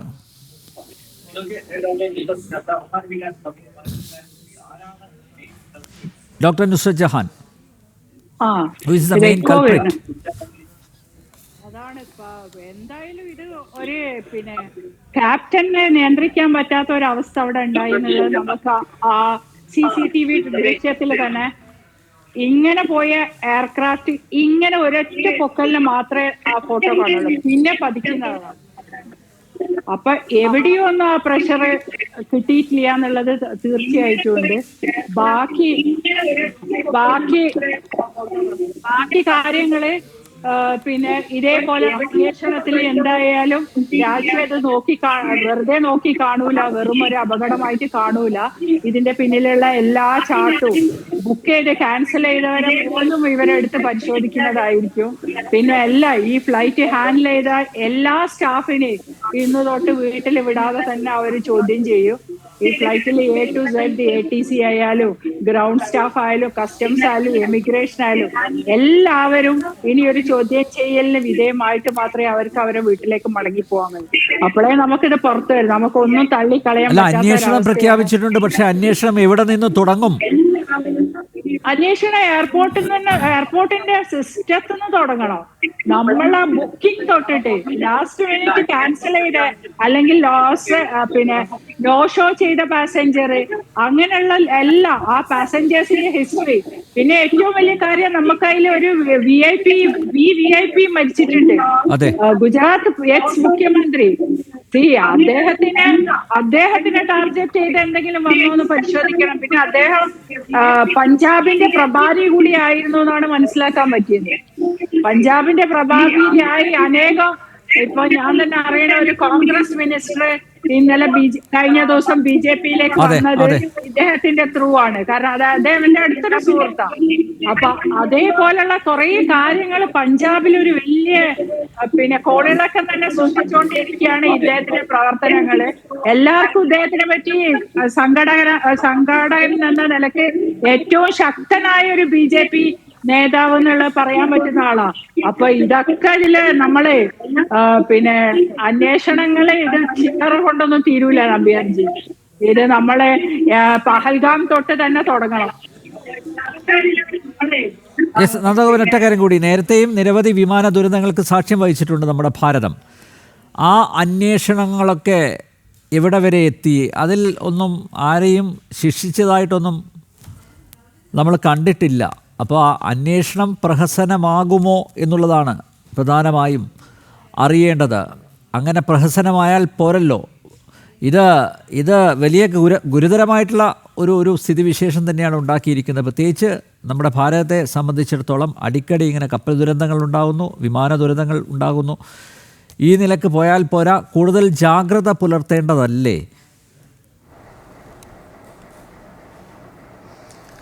നമ്പ്യാർ, നമുക്ക് അത് ഇങ്ങനെ കാണാൻ കഴിയുന്നില്ലെങ്കിലും അന്വേഷണം അതിൻ്റെ ഫുൾ ഫ്ലെഡ്ജായി തന്നെയാണ് മുന്നോട്ട് പോകുന്നത്. അതായത് ഇത്തരമൊരു എയർക്രാഫ്റ്റ് ആക്സിഡന്റ് ഉണ്ടായാൽ, ഇത്തരമൊരു ഇൻസിഡന്റ് ഉണ്ടായാൽ എന്താണ് അതിൻ്റെ പ്രൊസീജിയർ എന്നതനുസരിച്ചുള്ള എല്ലാ നടപടികളുമായി തന്നെ മുന്നോട്ട് പോവുകയാണ്. DGCAക്ക് ഇതുമായി ബന്ധപ്പെട്ട് പ്രത്യേക വിഭാഗം തന്നെയുണ്ട്. എയർക്രാഫ്റ്റ് ആക്സിഡന്റ് ഇൻവെസ്റ്റിഗേഷൻ വിഭാഗം തന്നെ, അതിനൊരു ബ്യൂറോ പ്രത്യേകമായി തന്നെയുണ്ട്. ആ ടീമിൻ്റെ നേതൃത്വത്തിൽ ഇതിനോടകം തന്നെ അന്വേഷണം ആരംഭിച്ചു കഴിഞ്ഞു. അതിന് പുറമെയാണ് നമ്മുടെ ആഭ്യന്തര മന്ത്രാലയം പ്രത്യേകം അന്വേഷണം നടത്തുന്നുണ്ട്. ഒരു കാരണവശാലും അന്വേഷണത്തിൽ ഒരു തരത്തിലുള്ള വിട്ടുവീഴ്ചയും ഭാരത സർക്കാർ കാട്ടുകയില്ല എന്നുള്ള കാര്യത്തിൽ തർക്കമില്ല. പ്രത്യേകിച്ച് വിവിധ രാഷ്ട്രങ്ങളിലെ പൗരന്മാർ ഇതിൽ ഉൾപ്പെട്ടിട്ടുണ്ട്. 52 ബ്രിട്ടീഷ് പൗരന്മാരും അതേപോലെ തന്നെ മറ്റ് കനേഡിയൻ പൗരനടക്കം ഇതിൽ ഉൾപ്പെട്ടിട്ടുണ്ട്. വിദേശ പൗരന്മാരടക്കമാണ് ഇതിൽ ഉൾപ്പെട്ടിട്ടുള്ളത്. സ്വാഭാവികമായും ലോകരാജ്യങ്ങളുടെ ചോദ്യം ഭാരതത്തിന് നേരെ ഉണ്ടാകും, എന്താണ് സംഭവിച്ചത്. അങ്ങനെ ലോകരാഷ്ട്രങ്ങൾക്ക് മുന്നിൽ ഭാരതത്തിന് തെളിവുകൾ സഹിതം ഈ വിമാന അപകടത്തിന് കാരണം എന്ത് എന്നുള്ളത് ലോകരാജ്യങ്ങളെ കൂടി ഭാരതത്തിന് ബോധിപ്പിക്കേണ്ടിയിരിക്കുന്നു. അതുകൊണ്ട് തന്നെ ഒരു തരത്തിലുള്ള വിട്ടുവീഴ്ചയും ഇതിൽ ഉണ്ടാകില്ല എന്നുള്ള കാര്യത്തിൽ തർക്കമില്ല. ഇതിനോടകം തന്നെ ഇതുമായി ബന്ധപ്പെട്ട ചോദ്യം ചെയ്യൽ നടപടികളടക്കം ആരംഭിച്ചു എന്നുള്ളതാണ് നമുക്ക് മനസ്സിലാക്കാൻ കഴിയുന്നത്. പോലീസ് തലത്തിലും, അതായത് ഗുജറാത്ത് പോലീസ് തലത്തിലും മറ്റ് ഇൻവെസ്റ്റിഗേഷനുമായി ബന്ധപ്പെട്ട് നിൽക്കുന്ന മറ്റ് വിവിധ വകുപ്പുകളുടെ ഉദ്യോഗസ്ഥരെ കൂടി ക്രോഡീകരിച്ചുകൊണ്ട് നേരത്തെ സൂചിപ്പിച്ച പോലെ തന്നെ എല്ലാ സമഗ്രമായ ഒരു അന്വേഷണത്തിലേക്ക് ഇതിനോടകം തന്നെ രാജ്യം കടന്നിരിക്കുന്നു, വിവിധ വകുപ്പുകൾ കടന്നിരിക്കുന്നു എന്നുള്ളതാണ്. ഇതിന് പുറമെയാണ് ഇതിൻ്റെ യഥാർത്ഥ കാരണം, ഈ ആക്സിഡൻറ്റിൻ്റെ കാരണം അത് ശാസ്ത്രീയമായി കണ്ടെത്തിയേ പറ്റൂ. കാരണം ഇൻ്റർനാഷണൽ സിവിൽ ഏവിയേഷൻ അതോറിറ്റി ഉണ്ട്, അതേപോലെ തന്നെ ലോകരാഷ്ട്രങ്ങൾ ഇത് വീക്ഷിക്കുന്നുണ്ട്. അതുകൊണ്ട് തന്നെ കൃത്യമായി മറുപടി ഭാരതത്തിന് പറഞ്ഞേ കഴിയൂ. അതുകൊണ്ട് ഇതുമായി ബന്ധപ്പെട്ട അന്വേഷണങ്ങൾ കൃത്യമായി തന്നെ മുന്നോട്ട് പോവുകയാണ്. ഇതിനോടകം തന്നെ DGCAയുടെ aircraft accident investigation bureau team അവിടെ എത്തി തെളിവ് ശേഖരണം ആരംഭിച്ചു എന്നുള്ളതാണ് മനസ്സിലാക്കാൻ കഴിയുന്നത്. ഒരുപക്ഷെ വരും മണിക്കൂറുകളിൽ തന്നെ ഈ ബ്ലാക്ക് ബോക്സ് കണ്ടെത്താനാകും. അതോടുകൂടി ഏതാണ്ട് നേരത്തെ പറഞ്ഞ പോലെ 90% നിഗൂഢതകൾ ഇതുമായി ബന്ധപ്പെട്ട് മാറി എന്താണ് ഈ അപകടത്തിൻ്റെ യഥാർത്ഥ കാരണം എന്നുള്ള കാര്യം വ്യക്തമാകും. അത് വരും മണിക്കൂറുകളിൽ തന്നെ ഉണ്ടാകും എന്നുള്ളതാണ്. അതിന് ഒരു തരത്തിലും പിന്നോട്ട് പോകാനോ അതിൽ ഒരു തരത്തിലുള്ള അല്ലെങ്കിൽ സമയബന്ധിതമായി തന്നെ ഇതെല്ലാം തന്നെ നടക്കേണ്ടിയിരിക്കുന്നു. ഏതായാലും കേന്ദ്ര ആഭ്യന്തരമന്ത്രി അമിത്ഷാ തന്നെ നേരിട്ട് അഹമ്മദാബാദിലുണ്ട്. ഒപ്പം തന്നെ വ്യോമയാന മന്ത്രി ഇതിനോടകം അഹമ്മദാബാദിൽ എത്തിക്കഴിഞ്ഞു. അങ്ങനെ സർക്കാർ സംവിധാനങ്ങളെല്ലാം ഇതുമായി ബന്ധപ്പെട്ട് എണ്ണയിട്ട യന്ത്രം പോലെ പ്രവർത്തിക്കുകയാണ്. ഒരു തരത്തിലുള്ള വിട്ടുവീഴ്ചയും ആ വിഷയത്തിൽ ഉണ്ടാകില്ല. നേരത്തെ സൂചിപ്പിച്ച പോലെ തന്നെ രാജ്യം വലിയ ഒരു പ്രത്യേക സാഹചര്യത്തിലൂടെ ആണ് കടന്നു പോകുന്നത് കൂടി ഉൾക്കൊണ്ടുകൊണ്ടുള്ള ഒരു അന്വേഷണമാകും വിവിധ ഏജൻസികളുടെ ഭാഗത്തുനിന്നും ഉണ്ടാകുക. നമ്പ്യാർ, അഹമ്മദാബാദ് ദുരന്തത്തിൽ വിമാനത്തിൽ ഉണ്ടായിരുന്ന ഒരു മലയാളി ഉൾപ്പെടെ 241 പേരാണ് മരണപ്പെട്ടത്. ഇവർക്ക് പ്രണാമം. ഇവരുടെ കുടുംബാംഗങ്ങളുടെ ദുഃഖത്തിൽ ഞങ്ങളും പങ്കുചേരുന്നു. ഇനി മറ്റൊരു വിമാന ദുരന്തം ഉണ്ടാവാൻ പാടില്ല. കൂടുതൽ ജാഗ്രത പുലർത്തേണ്ടിയിരിക്കുന്നു. സർക്കാർ അനന്തര നടപടികൾ സ്വീകരിക്കും എന്ന് തന്നെ നമുക്ക് പ്രത്യാശിക്കാം. ജനറൽ ഡിബേറ്റ് ഇവിടെ പൂർണ്ണമാവുന്നു. ചർച്ചയിൽ പങ്കെടുത്ത എല്ലാ അതിഥികൾക്കും നന്ദിയൊപ്പം പ്രേക്ഷകർക്കും.